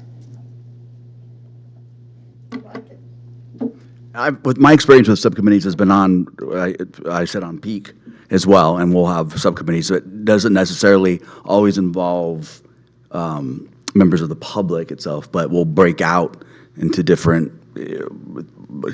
agenda items, and then work as a subcommittee, come up with a plan, and then that's then presented to city council. But it's usually based on an action item of some sort on the agenda itself, right? But in some cases, they are effective. In some cases, you work really hard on it, and then you get a no at the meeting. But I think my opinion is if it's pinpointed on certain things that we need help with, then that could be a good situation, considering the time that we have to do other things as well. But maybe those subcommittees could also be part of what we were just talking about earlier with the master plan, as they're assigned to different. We are assigned to different parts, the table contents. Maybe that then turns into the subcommittee part, and we can, on our own, ask people to help us if that's even allowed. I think just throwing it out there, I'm asking for advice, basically. What do you guys think? Is that something of interest? If it's not, I'm going to ask if I could do it myself and run it that way and see how it works and run it that way and bring it back to the committee or to the commission. So either way. I kind of agree with Tony with it'd be nice to see what the targeted subcommittees would be. So like with city council, they have like SACOG, then there's the PEAK, then there's I think there's even like a community cannabis committee as well. So, and they decide what to do with the extra funds. So there's like a collective organized structure to some of the subcommittees. I know for city council, I'm perfectly open to doing the subcommittees, but again, I'd kind of want to know what the targeted goal. For example, like there's, I know that they're always looking for volunteers for Sugar School Art Walk and the organization with that. Last year, they didn't have really one person organizing the Christmas tree lighting, so I know that you worked with some others to help organize, and I think you did too. Yeah, you did too. But like even for myself, nobody actually came and asked me. So I would have liked to have been asked to have joined that, but I wasn't asked in time. So I think that there are kind of some subcommittee kind of things going on. It would just, I think it'd be nice to see what the targeted goals are. Like even for the Christmas ones, I didn't even know the dates and times that you guys had met. And I would have liked to have made myself available if I had known the information, but I didn't. So I think it's a good goal, but I think it needs to be more targeted, maybe a little more structured and narrowed down, and simply just making the information available. Sometimes it's just as simple as that. Dennis, pinpoint, what do you want us to do? Did you hear what Larissa was saying? 100%. Yeah. So just target. I actually completely agree, because one thing that I don't want to do is overburden the staff that we have right now. And it does take time and effort and energy to be able to allocate what's going on and who's in charge of the tasks. I think from a leadership perspective, I get some feedback from the commission in regards to, okay, what are the top 5 priorities that we know? See, we have volunteers, we have people who are passionate to be able to help out. Well, what are our top 5 priorities? Is it community cleanup and maintenance? Is it the creek? Is it the trail? We are working on some volunteer opportunities to be able to do an adopt a trail piece. So where are the biggest needs that we need the help in? I heard tonight grants. I think that would be a huge help for us to not just bring in information, but even to help with some of the narratives. I'm very particular around how we get certain things done. I want to be open to why we're doing certain things, identify what those target goals are, prioritize them in regards to needs, and then focus on helping that. Like, for example, master plan, we do need help with that. We want to be able to go through that. Grants, again, at the top of the list, that's another need. We want to be able to work through and get some of the help with those things. I'm not trying to displace the staff and the role that we serve right now, but I am going to say that we are very limited in the hours, and I don't want to tax my team the way they are right now. So if we can come up with what you guys think the priorities are, I can take that back to my admin team and say, hey, do we really need the help? Where do we need the help the most? This is what they're saying. This is what the commission thinks the priorities are for the community, and then we can go from there. Target the goals. I would say if you are intending to go back to staff and ask, okay, where do we need the most help? I think letting us know where you guys need the most help. I mean, over the last year, I've actually seen many people coming forward. For example, just tonight, we had the one public citizen who said, hey, I have some funds, I can help with the trail with all this overgrowth. I know what she's talking about because I've been trying to make an effort to go biking more, and I've actually been biking with my family, with my daughter. So, and that was actually what I was thinking about just this last week when we were whizzing by is, wow, there's a lot of overgrowth coming up, even on parts of the trail. So there's a public citizen right there that's needing help with a project. I am absolutely down to help with something like that. The only downside, I have done some of the weed eating for the public events in the past. I got poison oak, so I'm not particularly keen on the weed eating, but I was also at the Rise and Shine event with my family and with one of our other Girl Scout members, and we helped participate in that event. I think if we kind of keep on this track of organized structure and just being made aware, I mean, even in the past meeting, we had that volunteer group who was talking about like, oh, I can volunteer a tractor. I actually had someone contact me directly outside of the meeting and was like, Ms. Lujan, I have a tractor, I have XYZ. Let me get in touch with Dennis. I contacted him with Dennis. I hope that that came to fruition, but I actually am not sure where that volunteer effort went because that was outside of my expertise. You don't want me driving a tractor. But, and then we had the previous group with the, I'm going to get it wrong. I always say baseball, but maybe it was the Little League, the group that came, Hangtown Little Leagues, that came forward and they're like, wow, we have raised this many thousands of dollars. We're going to work on this park and we're going to do this specific project. So we have these groups that are, as you mentioned, the volunteers. So if there's opportunities where the staff is like, hey, commissioners, we have this group coming out on this date and time to do this project with their volunteer money and their tools, let's make it happen. So I think if we're just a little bit more on the same page, but also too, they're doing a good job at coordinating that. That's impressive because even just this last year, I've seen even the adult softball players said they've organized themselves as well.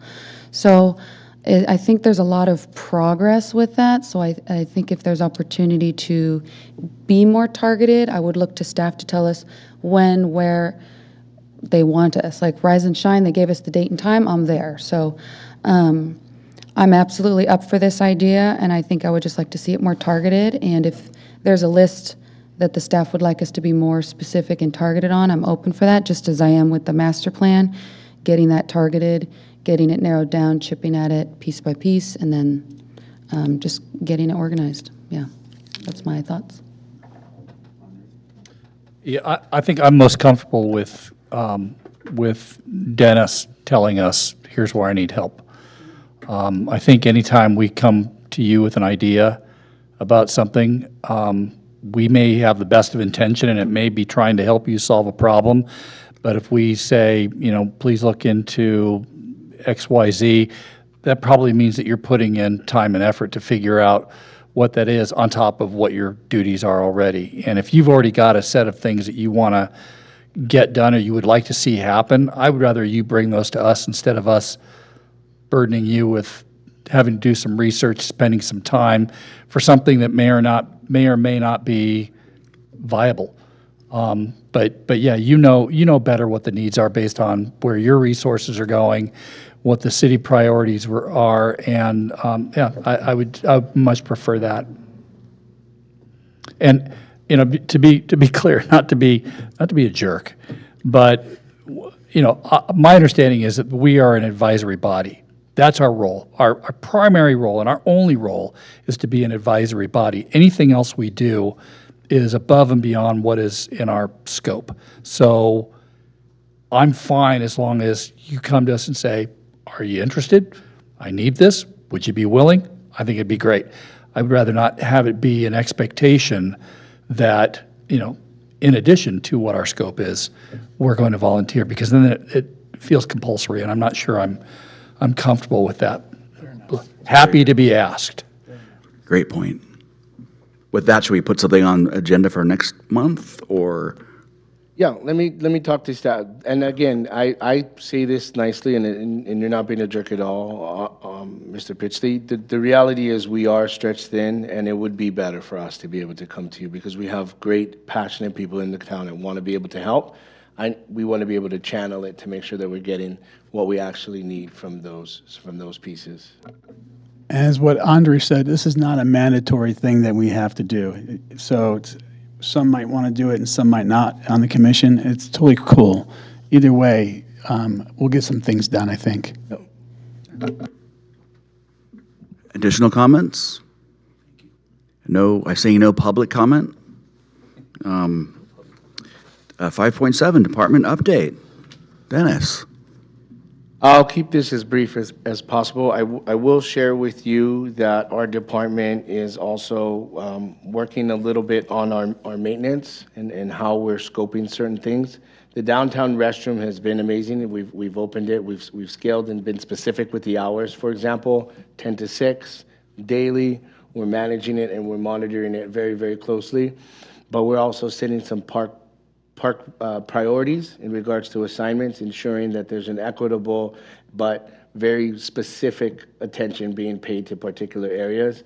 I know if you guys noticed throughout town, we're definitely working on weed abatement, and hopefully we'll have the goats out by July. We're doing a little bit of a reorg with some of the tasks that staff are, because we are very limited, staff are kind of working on. We're currently working on a part-time employee, hopefully to help us to offset some of those tasks in the office. But pretty much it's business as usual, just kind of chipping away at all of the projects where we are right now. One of the big ones that are on the horizon is Mosquito Park and Ride. So I've been working with El Dorado Transit around some of the remodel and some of the maintenance that's going on there.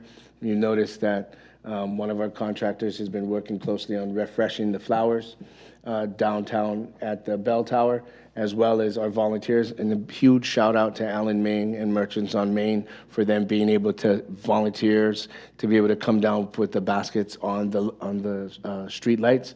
That's been a huge support to us, and they've been very, very diligent with being able to keep our city and looking good. And Community Pride, which they've done an amazing job with, we've been working with them. I wish I could pay a little bit more attention to Community Pride because they've got some great gardens going throughout town. But, you know, Andrew up at Chanel School, he's been working out there, and Josette down at Old City Hall. We know like I said earlier, we've got great volunteers that are passionate about helping out. So, you know, we're chugging along and moving forward. We'll get through budget season and into the fall, and I'm available for questions if you have any. Questions? The bathrooms look great. I love the hand dryer. It is really cool. Thank you. Usually, isn't there a thing on the agenda to add items for agenda for next meeting, or is that not necessarily? I mean, you're more than welcome to. I like to reach out if I could to maybe MoMA, Merchants on Main, to come and just say hello to us and tell us what the upcoming events are that they're working on. I like that. Yeah, I think that'd be really great. Just so we could put a face with those of you that don't know them. We could maybe invite Alan and Greg and Elena to come here, and I could reach out. I could do that for you guys. That'd be great. Like, see if we could make space for them. If they say yes, maybe we could add to the agenda at that time. Other than that, I'm going to be gone until the 20th in July. Not from now to the 20th, but on July 11th I'll be gone. So if you need anything from me in July, let's do it before the 11th. Other than that, I think we should just get the heck out of here. Will you be at the next meeting on the 20th? Yeah, I'm coming in on the 20th. Okay, so you Yeah. won't be gone the whole month? I won't be, Oh, yeah. okay. Are you So- looking for a motion to adjourn? Oh, I'd like to motion to adjourn. I make a motion to adjourn? All in favor? Aye. Let's get out of here. Great meeting, guys. Yeah, I'm surrounded by a lot of smart people, and I'm just a game show host.